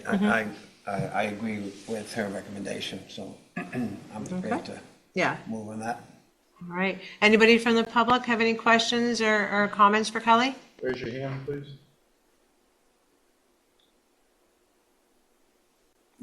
No hands. All right, then. I move to vote in accordance with MGL Chapter 40, Section 56, the percentage of local tax levy which will be borne by each class of real estate and personal property relative to the setting of the fiscal year 2025 tax rates, and set the residential factor at 1.0 with a corresponding CIP of 1.0 pending approval of the town's annual tax recap by the Massachusetts Department of Revenue, and vote to take no action on the following: open space discount, residential exemption, and small commercial exemption. Second. Any further discussion? Seeing none, all those in favor, please say aye. Aye. Aye. Opposed? Abstain? All righty. Well, thank you for your hard work and your patience on this one. Kelly. It was pretty Thank you. It was like 70s psychedelic on our end. Like, it was like there was like 20 Kellys. It was very fun.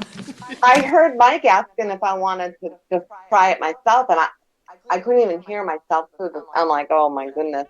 So Well, we persevered. Thank you very much, and thank you for thank bringing this to you. us. All right. Well, you guys have a great night. You too. Good night. Thank you. Good night. Aye. I move to adjourn the public hearing, noting that it is 8:29. Second?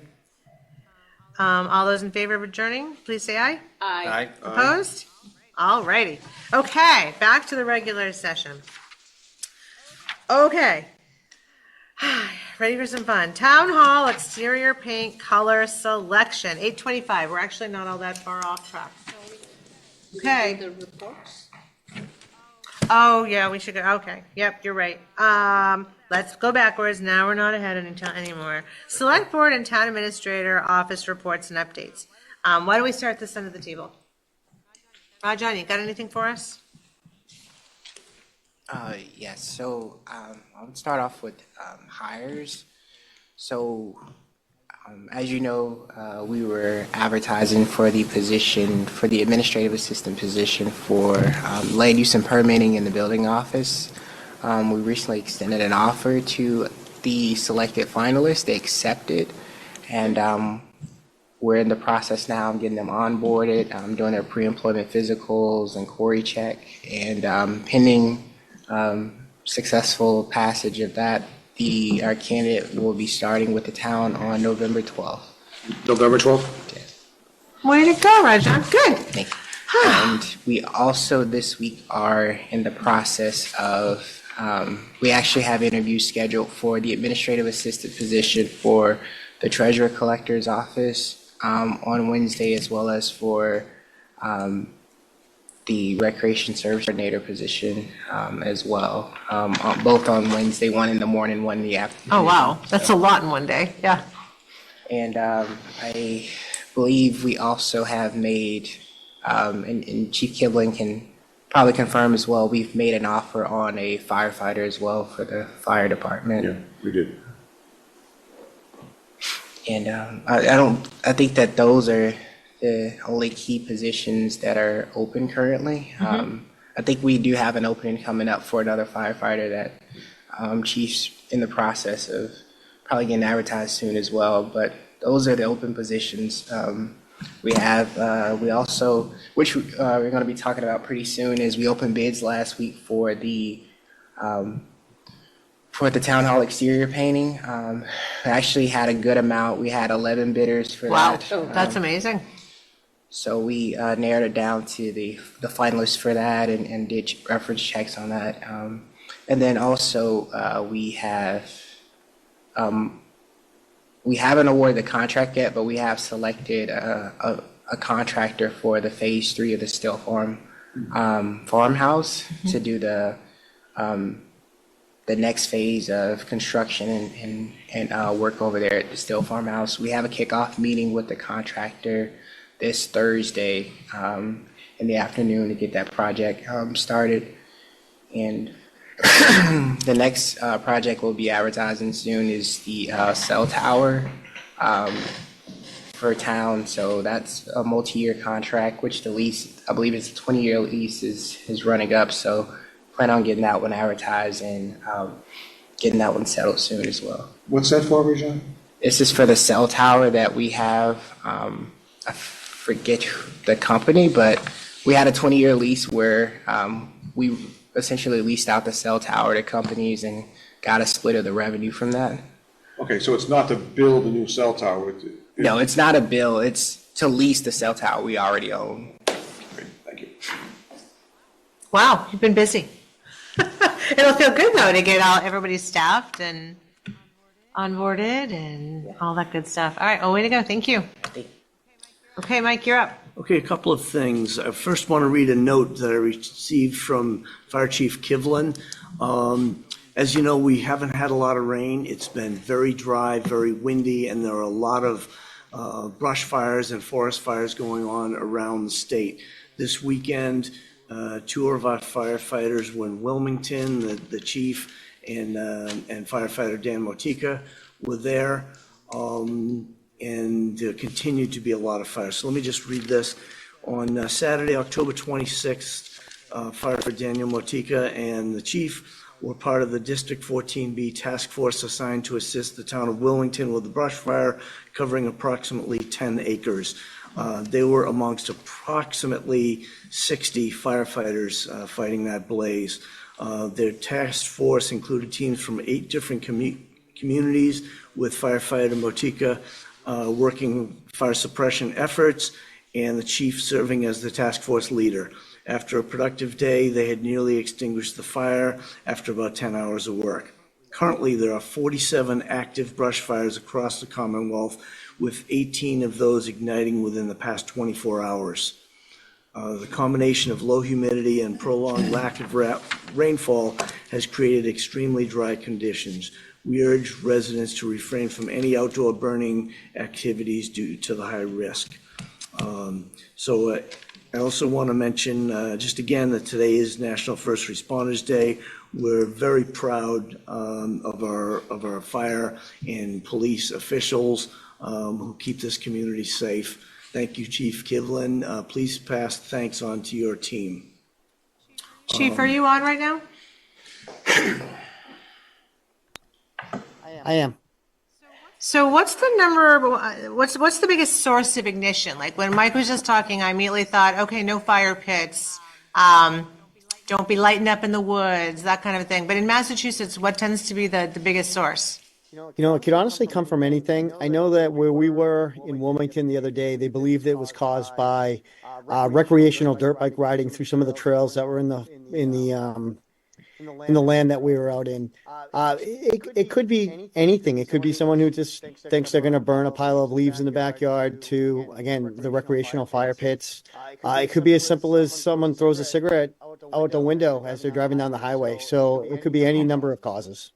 So can you remind us, what's burn season? Burning season is January to the beginning of April. So nobody should be burning leaves right now, Well, right? that's correct. And I'm not big on tattling, but if you do see your neighbors doing these things, let the fire department know, because it's for everybody's safety, your neighbors, yours, everybody. Any other words of wisdom? No, we're just fortunate that we have not had any major issues right now here in Boxborough, and we're looking forward to keeping it that way. We are too. Chief, quick question. Do you have any news or any update about what's going on in the Devons fire?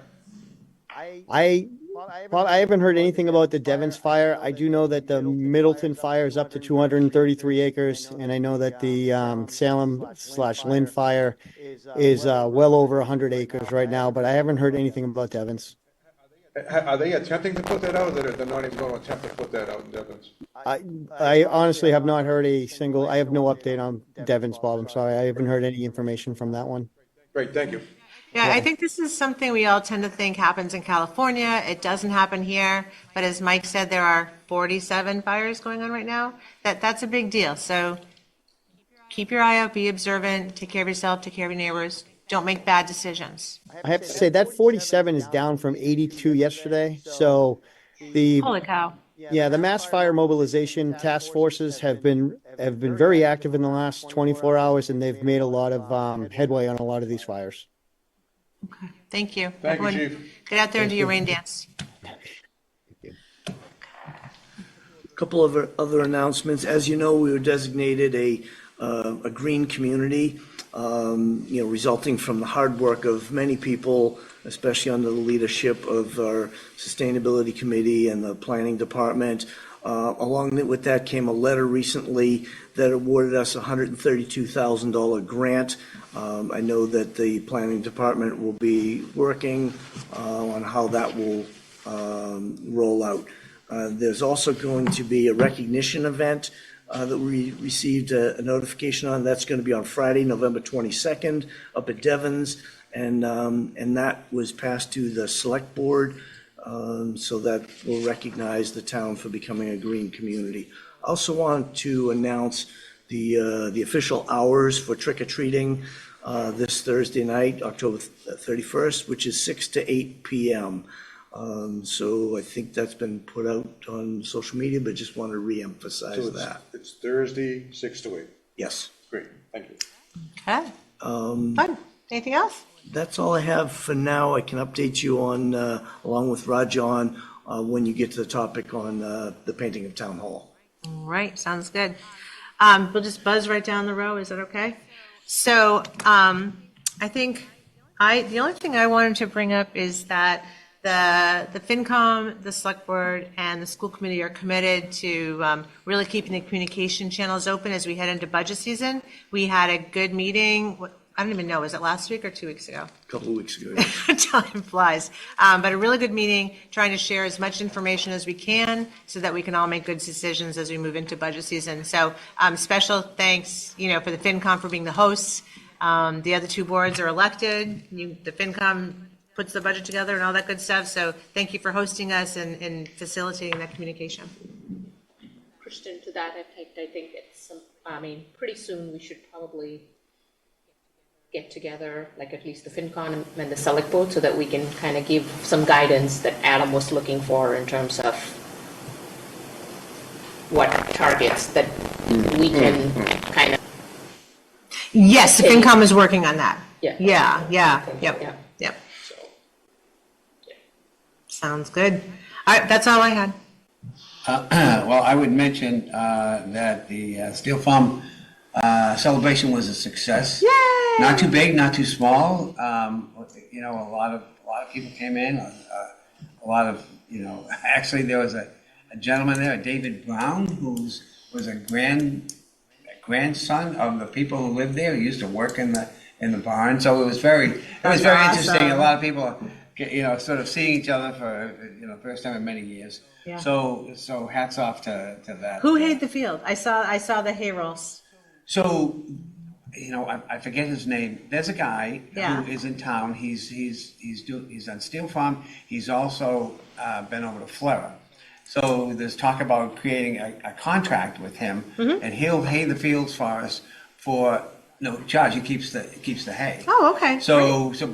But we need to have a contract with him so that he will fertilize in the fall, so he'll get a better yield in the spring. But he won't invest in it unless he knows that we do it. So who's drafting that contract? So this is actually something that Owen Neville approached me about several weeks back, and he has a draft contract he's going to get me, and it will be probably something like a 10 to 20 year contract, so that this person, as Dave mentioned, would be doing this for no charge, but that they know that the investment they're making is going to be yield for them year after year. So once I have that from Owen, you know, I'll get together with Steel Farm, with sustainability, with the ag community, and make sure this makes sense to. And I'm happy to sign that contract if everybody's agreeable to it.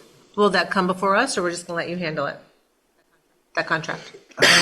We don't want to bog it down. If that's within your purview, you do it. Well, I think the main players on it are Agricultural Commission and Conscom. Sure. And if they're agreeable to it, I think that you all would be, and I'd be happy to sign it. I'm fine with that. I mean, only because if you have the appropriate players involved and you oversee that, great. Everyone okay with that? Yeah. He's a great guy too. Good. So it was really fortunate. So it's a real community partnership. Oh yeah, no, it'll be great. Nice. Great, yeah. The other thing I would mention too, that we had some people here looking for more volunteers. The Historical Commission also is low on people, and I think they have one person that's going to be dropping off. So that number will go down to about 3 people, if I'm not mistaken. So they need to. We need volunteers. Well, why don't we have them come in the next community spotlight, and they can kind of tell us what they do and what. I'll ask Alan about. That'd be great. In. Sure. Okay. Thank you. Bob, what's up with you? I want to thank all the residents who came down to the event for Halloween at the fire station, police station on Sunday morning. It was a great event. A lot of the kids had a great time. They were all dressed up. I was actually surprised at the amount of adults that were dressed up, who in full costume, who attended as well. So it was a great event for everyone to be able to see the fire department personnel and trucks and apparatus up close and personal, as they say, as well as the police vehicles and police personnel. I got a video of a helicopter. Yes, and I was just going to say, there was actually a surprise. The police held it very close to their chest. They were able to arrange with the state police to bring in their air wing in, and it landed at the Blanchard School with all the safety precautions, and then the participants were able to actually see the helicopter and touch the helicopter, as well as it was, and they got a sense of what kind of dust and commotion when a helicopter lands, whether it be at the school or on the highway, the amount of debris that is picked up by the propeller. So that was a nice surprise. Everyone really enjoyed, and so a shout out to the state police and the police department for arranging for that to do as well. And then there was something else along with that, but it was yes. The med flight. The med flight came in out of Boston. They brought their ALS truck in as well. So we want to thank them as well for allowing them to see the advanced life support that Emerson Hospital provides to the town of Boxborough. We have it through ALS, through Emerson, but a lot of times, and when the helicopter can't make it out, the Boston med flight, which have the same type of personnel as they do on the helicopter, are in that special ambulance. That came out as well, so they could see that as well. So it was a lot of different vehicles that the town and residents don't see was there for display. And the other one was the MART truck, MART bus was there as well, and people asked questions about the MART bus as well. So it was a good time. Awesome. The other one I just want to mention real quick, you heard from Lee say that the personnel board is looking for help, and they've done and are doing a lot of great work for this town. They really are. Yeah. That's it. Before we move on, we want to recognize the Burke people too. Yes. Who worked at that. He's being modest, but I know my wife Mary was there along with Bob directing traffic in support of the event. So we thank the Burke people for stepping up and helping the police and the fire. It was our pleasure, and Ron Cisco and his wife deserve a lot of credit for that. They organized it and coordinated that with the police. So Ron does a great job. Ron Cisco does a great job heading up the Burke unit. So it's an acronym. Tell everyone what that is. So the Boxborough is for the Boxborough Emergency Response Committee. It helps the police with for support for those units. So crossing guards or putting up cones or running the health clinics that we have. When the shots are done, we're able to move people along and set up safety things. They're on the website, and if you'd like to see more information on what they do, they are a very big support group for the emergency services in this group. So speaking of that, are we having a flu clinic or anything like that? Yep, we already have the flu clinic. We already have. Okay. Well, I did not get a shot. Okay. Okay. I missed that one. Okay. But we run it for that. Exactly. But they also are in need of people. And John wants to talk. Fire Chief. Hi, Chief.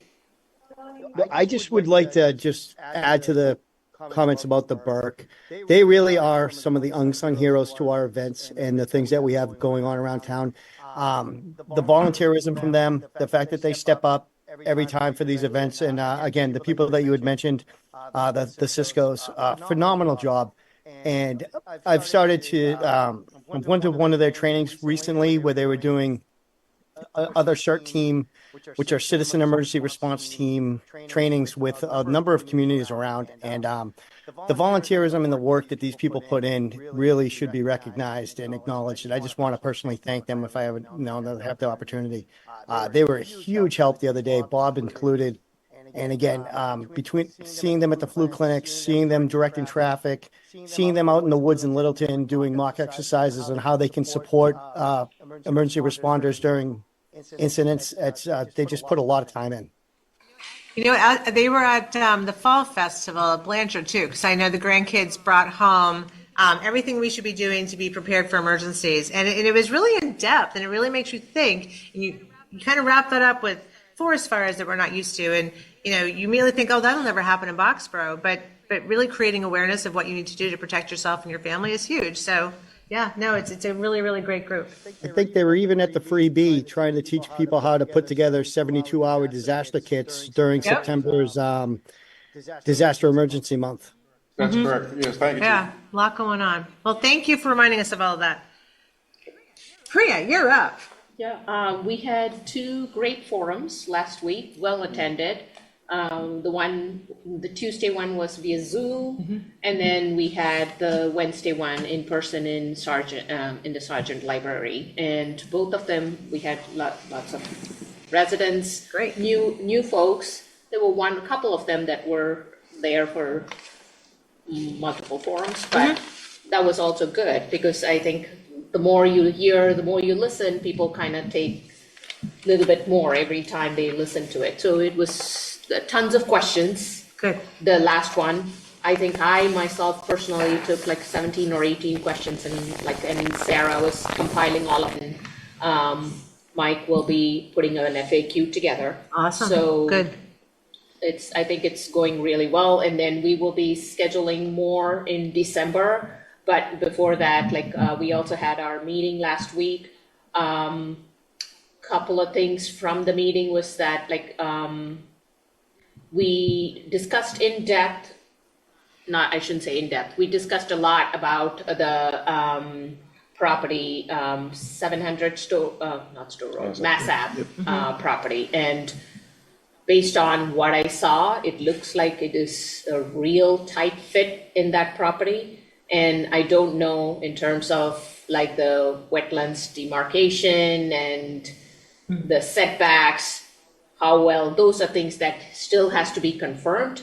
I think what we have currently is what we got from the property owner, right? And Correct. our engineers have to still validate those things and make sure that that is accurate. They somehow were able to fit the building there, but like it just looked like really very, very tight. And I don't know how, like where they will put like the parking spaces and all that. It kind of, Interesting. it was very interesting. So, but again, I'm looking at it from like a drawing, right? And maybe like if it's more schematic drawings, I might understand it better, but hopefully our engineers will give us more information. I think they are in the midst of phase 1, right? Yes, so Mike? one of the architects, consultants, a civil engineer is coming out to meet with me, I believe it's tomorrow, and we're going to go out to 700 Mass Ave as well as 502 Mass Ave. I'm just going to kind of show them the layout of the site and then let them go do their work. And it'll be phase 1, which is the less in-depth, less costly part of the analysis for site selection. They'll be doing that part without getting into the traffic studies and ground borings and those sort of things. The topographical studies. And then we also talked in depth, quite a bit about the swing space for the current fire station. And I think, Mike, you went and reviewed the property that DPW owned right next to Blanchard. I did. I went out there with our OPM, Steve Kirby, as well as with our DPW director, the fire chief, and 2 other members of the Fire Station Building Committee on 2 separate occasions last week. And we looked at the old DPW site as far as a possible swing station for the fire station to relocate temporarily for 18 months. And then we looked at 4 other sites for either the fire stations to swing to or DPW to swing the snow removal equipment that they have stored at the old site. And those other sites were, we went up to 1300 Mass Ave, we went up to the Regency, we went up to Bible Logics, we went to Flora Meadows, we went to 61 Stowe Road, and we're kind of leaving no stone unturned. And some of those are probably not viable sites, some of them may be, but that's still ongoing, that analysis. So that only goes into effect if we decide to stay in the existing site? Correct, if we stay at 502 Mass Ave. Okay. Correct. So, but the thing is, it hopefully it'll give us an idea about like whether it's even a viable option, right? Sure. Like if the swing space needs are going to cost us more, is that going to be a viable option? Or maybe like we'll be surprised to find out, hey, it is. And that's only one part of it, right? The other part is that it's like, can a new facility go in the current place, right? That is the second part. So Gotcha. again, so there's a lot of things. I think there's good progress happening, but I know not fast enough for me, I guess, but it's a lot of work, but we definitely do not want to compromise on like what we need to take care of, because we want to go with the full details and make sure that everybody in town understands that we didn't leave anything unturned. We did a thorough job of like looking at every option, everything that is there. Some of the issues with the DPW site was that, like I heard, was like the septic system is like, we can't use that one, right? Like It's probably underwater based on what that site looks like. I think it. Yeah, so like any of the other sites, we would have to bring in tight tanks and, trailers and, toilet systems and bunk rooms and stuff that would all be temporary in nature. Yeah, Gotcha. and it might not hold all our equipment there or all our trucks there, right? Like we might have to have a different spot. So there's a lot of things that got discussed, and I think. Well, we know that's a really heavy lift. I mean, the building committee is a very heavy lift. It probably feels like a full-time job. So thank you for taking that on as along with everybody else. Everybody else in Yeah. that committee. I think I mean, it's a good team that we have in that Yes. committee. I mean, everybody is very vested and very involved, and everyone goes above and beyond. So That's awesome. It's a Now, nice the team. town had given, allocated $500,000. How are we doing with the budget? It sounds like a lot of work is happening. Funds will be adequate? So far, we haven't used a lot of that budget because we haven't received the first bill from the architect yet on this new phase of work. We did receive the first invoice from our OPM, but we have committed a substantial amount of that money. But yes, this will get us to, through this first phase, which is site selection and conceptual. Great. Yeah. Okay. And I just want to be sure the building committee does understand that they are empowered to make decisions on which sites are, you commit to further investigation and where, you're responsible for those funds. So you are well aware you have the authority to make those decisions. Yes. Okay. Yes. All right. And I think Mary Brolin is pretty clear about like what her,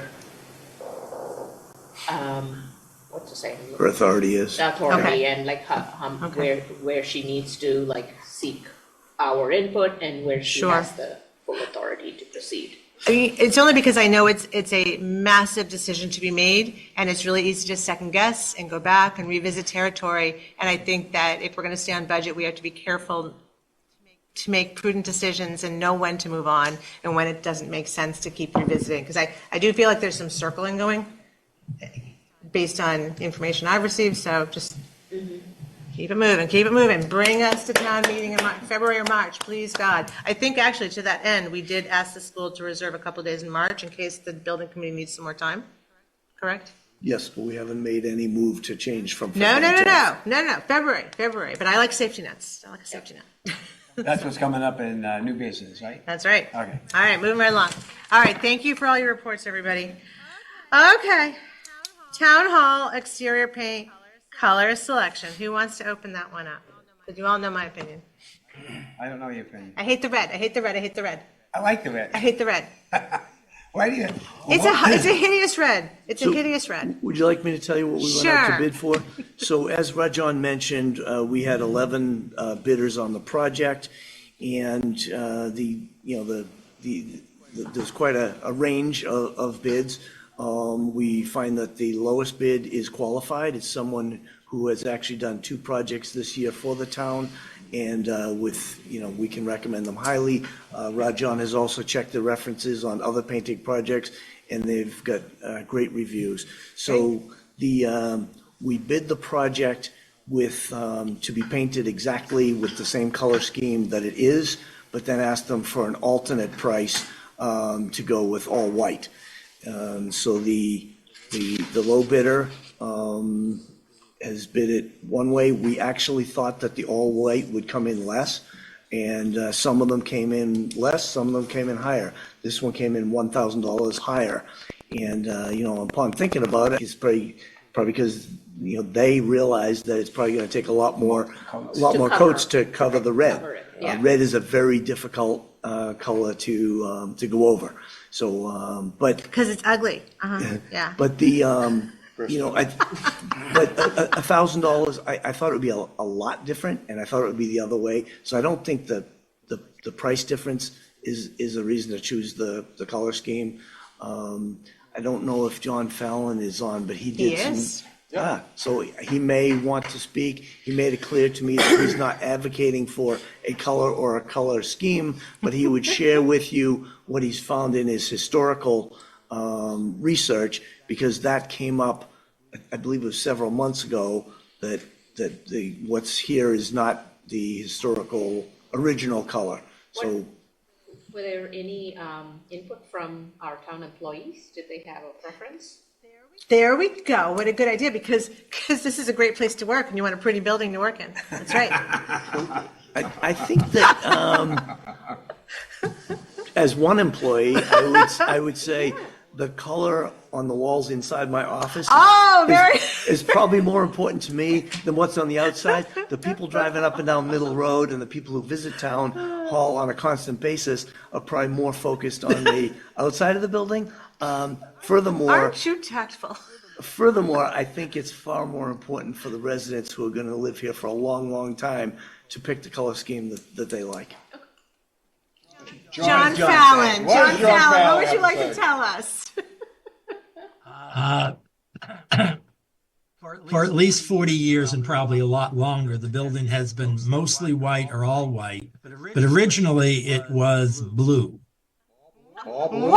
All blue? and gray. Oh, That's great. the best we can figure out.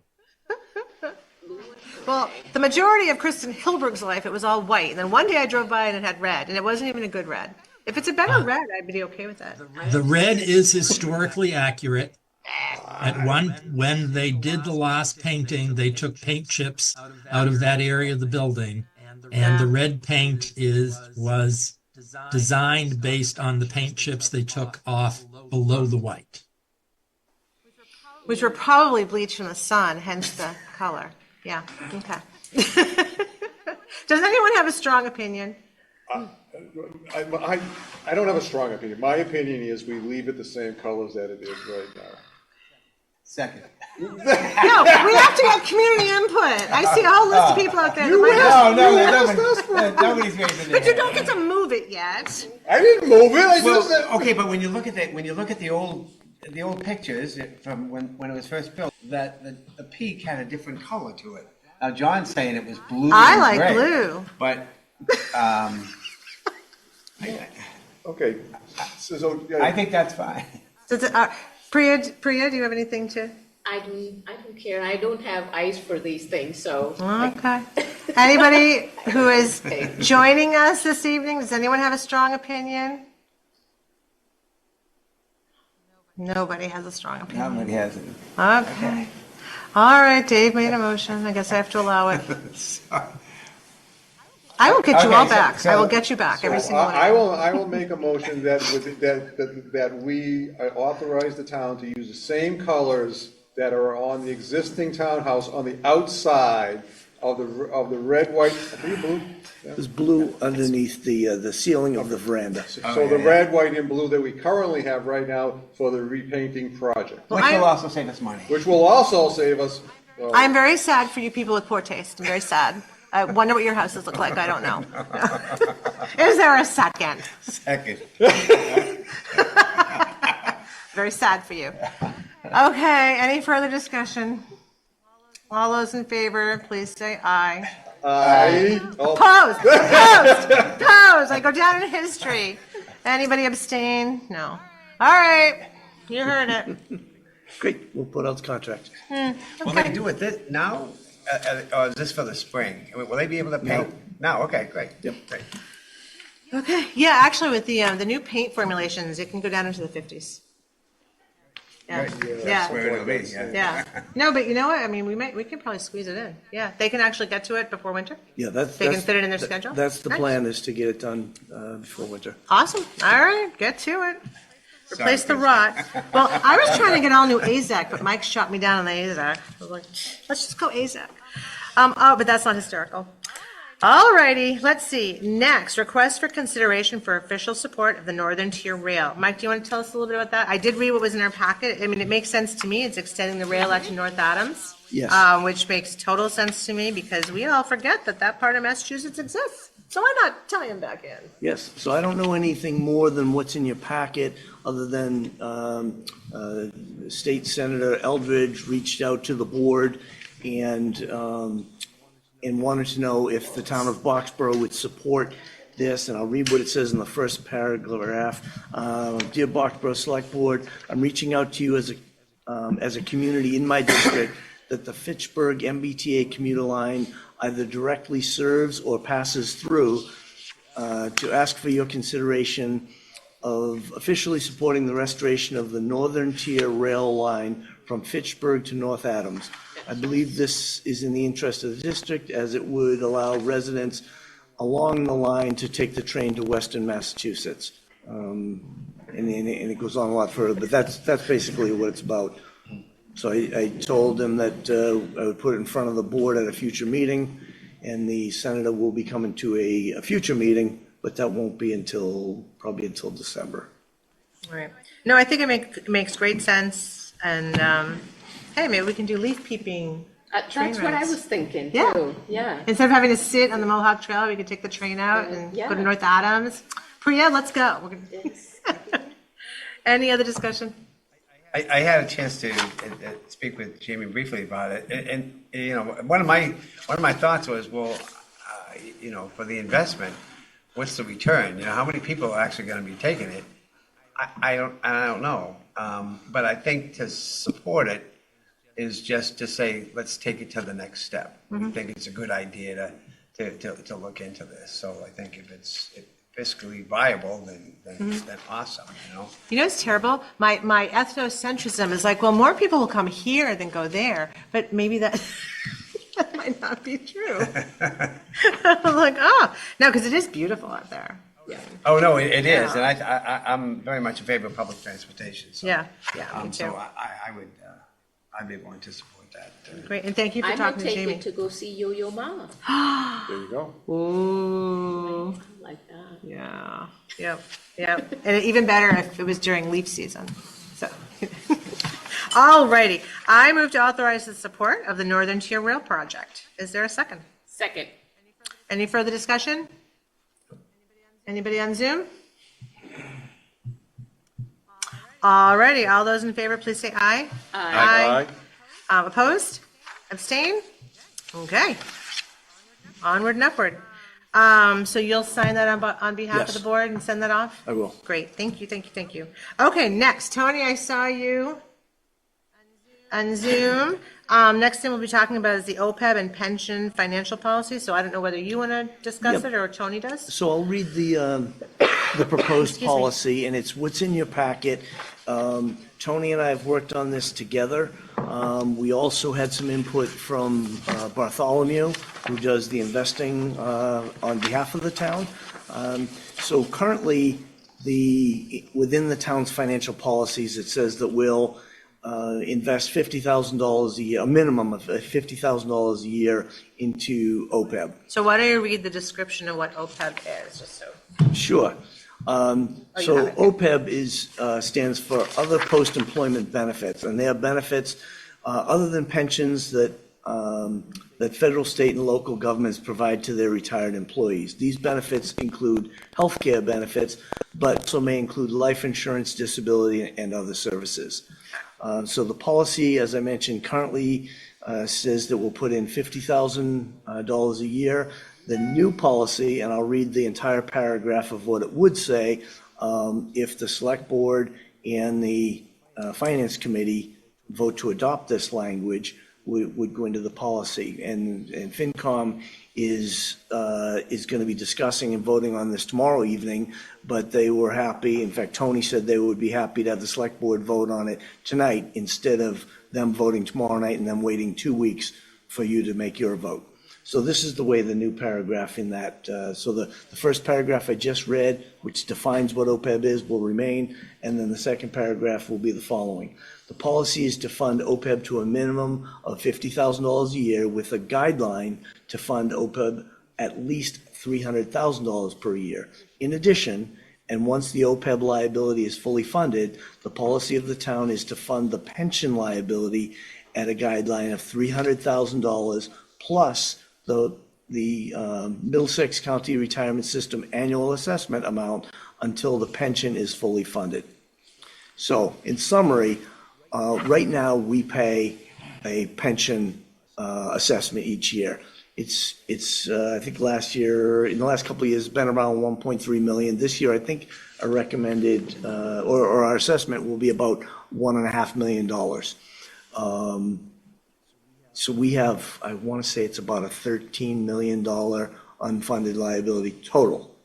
For this year, we'll pay $1.5 million, and it grows every year as more people retire, as that unfunded liability grows. OPEB, we also have a several $1 million unfunded liability there, which we are funding towards. I think for some number of years, there were some years where the town didn't pay anything towards it, same as many other communities. Then it was paying about $50,000 a year. The last couple of years, we've put in $300,000 a year. Last year, we had to cut it back because we made many cuts to our articles to town meeting. So with this proposed policy or revised policy is saying is that we'll continue to strive towards paying $300,000 a year towards the OPEB with an absolute minimum of $50,000. And then once OPEB is fully funded, then we'll take what we have been contributed towards OPEB and then start whittling down what we have as our pension liability. And this is a smart strategy because these continue to grow and grow until we aggressively start paying them down. So OPEB is the one that's much easier to pay down because it's smaller. If we can pay that off, and when we pay that, that money isn't going away from us. It's going into our OPEB fund, so it continues to accrue interest because Bartholomew is helping us strategically invest those funds. And then we would like to do, as this policy suggests, do the same sort of thing. Once we've fully funded the OPEB, is then start taking that money, tack it onto our annual assessment until that is paid down. So currently, we're not doing anything for the pension liability. We're paying our annual assessment, which is this year be about $1.5 million. So we are paying that, but we're not paying over and above that. What this additional, once we pay off OPEB, then we pay our $1.5 million or whatever it is for that particular year, and then we take that additional $300,000, which is currently, we're targeting OPEB, but then we would internally fund that, accrue interest for ourselves, so that then we can fully fund our pension liability. Do we have a time frame? Like if we are paying at an average of say 150,000, not 50 or 300,000, because there might be some years where we are 300, other years we are 50. Do we have a timeline when we will be done with the OPEB? I don't yet, but that's something we're going to work on is a timeline for each of those. Okay, so I've been, before the meeting, I read this several times. So the policy is to fund OPEB to a minimum. So what you're really saying is, at the minimum, it'll be $50,000 a year. I'm not saying change this. I'm just saying make sure I understand the semantics. So we're going to fund no less than $50,000 a year and up to $300,000 a year. Correct. Okay, because it says at least $300,000 per year. So I'm like, wait a second, what are we saying here? So somewhere between, like Priya just said, somewhere between 50 and 300 per year until we've met the obligation. So the discussion has been is that ultimately we would like to fund OPEB at $300,000 a year. The danger in putting that into the policy, like take out the $50,000 and just put in a minimum of $300,000. If you can't do that in a particular year, now you're violating your own policy. So by keeping the policy minimum of $50,000, but a guideline of $300,000, the objective would be to put in $300,000 every single year. Sure. But if you have a year where you're $50,000 short of it, you haven't violated your policy, but you're still putting in $250,000. Your objective is still the $300,000. So we've tried to craft language that gets us to our objective without letting us violate our own financial policies, which also looks bad to your auditing firm and to your creditors when you're violating your own policies. Right. No, my question was the semantics, because it says the policy is to fund OPEB to a minimum of $50,000 a year, which can be hard to understand, with a guideline to fund OPEB at least at $300,000 per year. I just feel like that sentence needs to be clarified. Yep. What that's saying is... Oh, I know what you're saying, because now we're doing circles again. I just want to make sure it's clear to everybody. I know what your intent is, but that's not what the sentence says. Oh, I think what she's asking for is like, we will fund the OPEB at a minimum of $50,000 a year up to $300,000. Instead of at least, it should say up to. Up to. So that's what. That's what I wrote down here. I was just trying to be nice about it, So I prefer that it say the policy is to fund OPEB at a minimum of $50,000 a year and to fund OPEB up to $300,000 per year. But that's... Well, except that, can I speak? Yes. Oh gosh, yeah, of course. Except that there may be years, I mean, when we want to fund it to more than that, actually. That's right. Okay. You said up to, so how about up to at least $300,000 a year? I don't know. No. I just feel like that sentence doesn't say what you want it to say. Well, I think the guideline is 300,000. That's what we're targeting. I think. It could be a bit below that or a bit above that, but that's where we want to be in that bracket somewhere, I think, is what we're trying to say. Okay. Okay. All right. I know I had to read it many, many times to figure out what it was trying to say. If we broke that into 2 sentences, would it be easier to read, or is it still as confusing? So the policy to fund over the minimum, to a minimum of $50,000. So is A year. OPEB only 50,000, like, so, because what that says, the policy to fund OPEB to a minimum of $50,000 a year means OPEB only needs to have $50,000 in it. At a minimum. Okay, and that's the intent, that That's- it but there's has two to, things. that the fund One- has to have $50,000 in Well, it. there's 2 things. There's the policy, and then there's the guideline. We want to strive for the guideline, the higher amount. Okay. And like Tony mentioned, that could be above 300,000. It could be 350, 400. So we don't want to handcuff ourselves So here, with but we just want to meet okay. the guideline, but we don't want to be penalized if we don't meet the guideline by making it a policy. Sounds good. Well, I love the intent, no less than 50, and then aim for 300, and if we can go over 300 in good years, fabulous. So I love the intent, but I'm still not sure that's what that paragraph says clearly. I'm not letting it go, because you made me paint the town all red.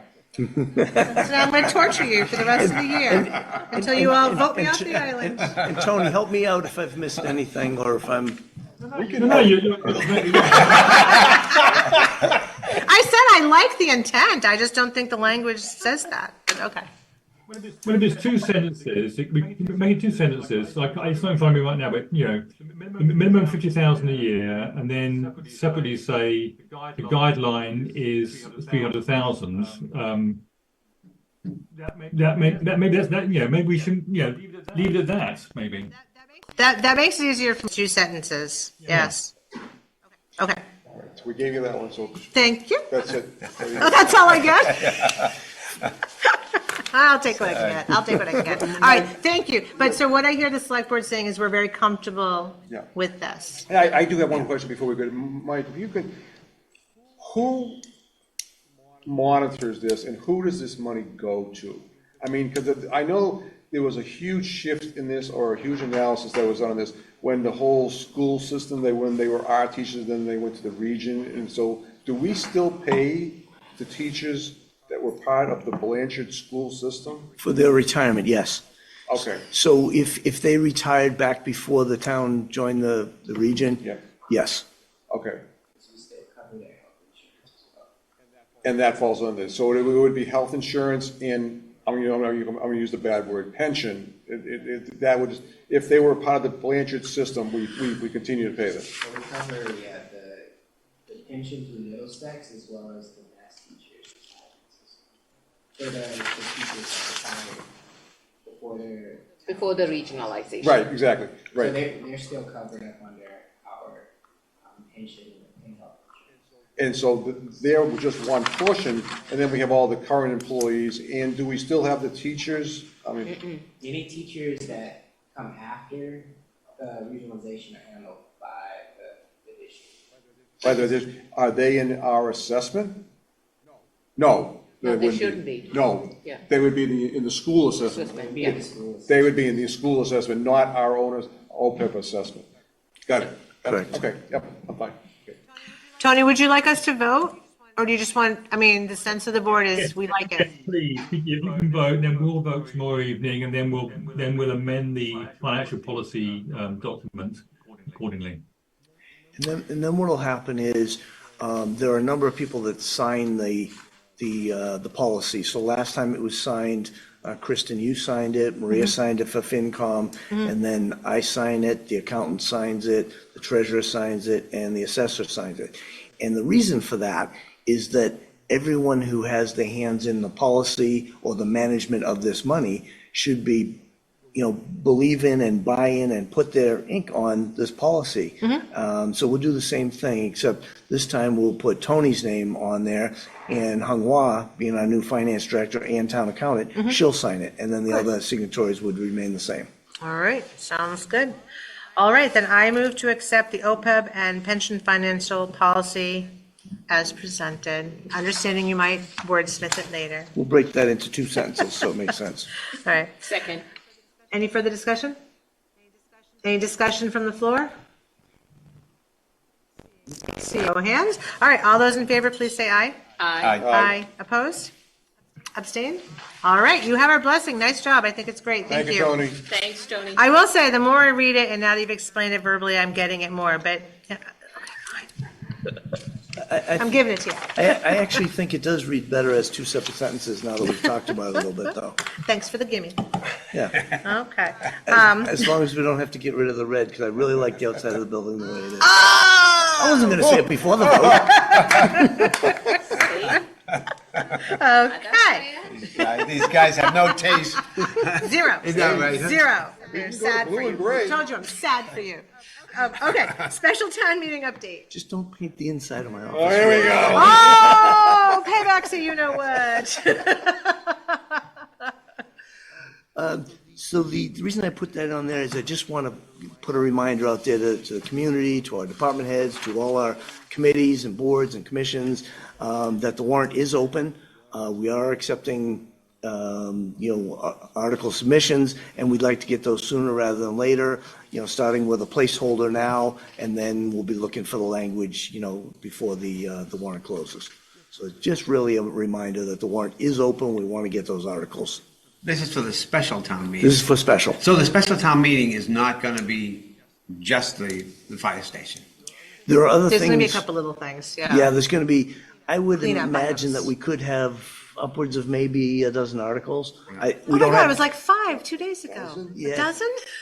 Well, Maybe 2 weeks ago. I wouldn't be surprised. I mean, there's usually some late bills. Yeah. That, I know we'll have one of those. Okay. We've got a little cleanup article from annual town meeting last year. Planning is talking about bringing some. They may bring 3 or 4. So, I think. Water resources has potential for. Yeah. So I haven't got a hard, hey, we got a dozen, but if we get 6 or 7 now, by the time we get there, I bet we'll have a dozen. Okay. Well, it helps us get ahead of I mean, annual. we just really got to minimize that. Now, I understand your comments, Mike, and I can appreciate boards trying to get on this and committees trying to get on this special, but Priya, you're going to talk, your committee's going to talk a long time and answer a lot of questions at a special town meeting. And I really hope we don't have to go to 3 nights for a special town meeting. I really don't. Because you only put one night into the. We can do it in one night. Last special town meeting, You're we being had, succinct. how many did we have last special? I think we had over 30 articles, and we did it in one night. Okay. My editorial comment was that. I just. My fear is because it's a big ask. Yeah. It will be a big ask, so there will be a lot of Discussion. so. Right. I'm just afraid it's going to be one night of fire station. And then if there are 12, then that'll be enough, at least another night of that, so. You know what's funny? I'm going to spin that. I hope it's one night because I hope we have lots of good discussion and really, really air everything. I'm going to spin it. No, I agree with you. Yeah. I think it will be one full night of involved discussion. In another note, I think that's what we are trying to avoid with all the public forums that we are trying to have. Yeah. I think we are giving our best in terms of making sure that we hear people well in advance and not wait till the town meeting. Right. Hopefully, we'll And get. keep one thing in mind is that one of the big reasons to have a fall town meeting or fall special is for planning articles, planning and zoning. And I approached the planning department and said, are we going to hurt anything if we hold the special in February because we know we can't have the fire station article ready until February? And Alec told me, no, there's nothing that's time critical that you have to do in November that we can't wait until February. So I would suspect that they probably would come in with a couple of articles. Okay. And Mike, did I see that there's already dates posted? Did I see a sign on Town Hall somewhere? Dates of, there's 3 dates? Yeah, for the warrant opening, closing, and the special, which is February 10th. And we have put a snow date of 2 days later, so it would be February 10th. We didn't want to go 1 day later. No, now we won't get snow. More things are your fault. More. Just more. I want snow this year. We haven't had a good snow year in so long. All right. Thank you. You're welcome. Anything else?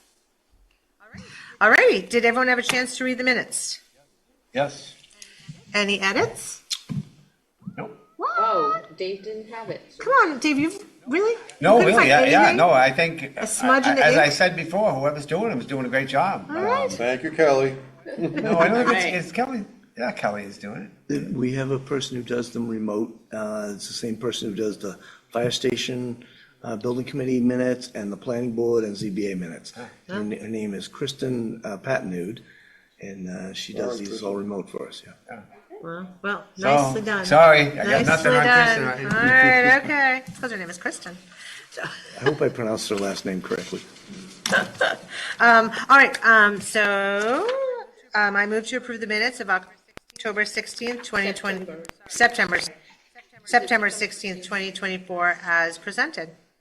I'll second that. Any further discussion? Nope. All in favor, please say aye. Aye. Opposed? Okay. It's September, right? That was September. Yeah, that was September's. Yep, sorry. You know why my motion says The October? motion says October, Yeah, that's and why I was started just blindly second-guessing reading. them. I'm like, Yeah. whoops, wait a minute. So thank you for catching that. All righty. So we are all set for the evening. I move to enter into executive session to conduct strategy sessions in preparation for negotiations with non-union personnel for MGL Chapter 30A, Section 21A2, Building Commissioner and Assessor, and to approve executive session minutes of October 16th, October or September? September 16th, 2024. And I'd like to note the discussion in open session would be detrimental to the litigating position of the town, and we will not be reconvening in open session. I'll second that. Roll call vote. We'll start at the end. Priya? Sundaram, aye. Bob? Stemple, aye. Dave? McCann and I. And Hilberg, aye. Thank you, everybody. Thank you, Kevo. Thank you.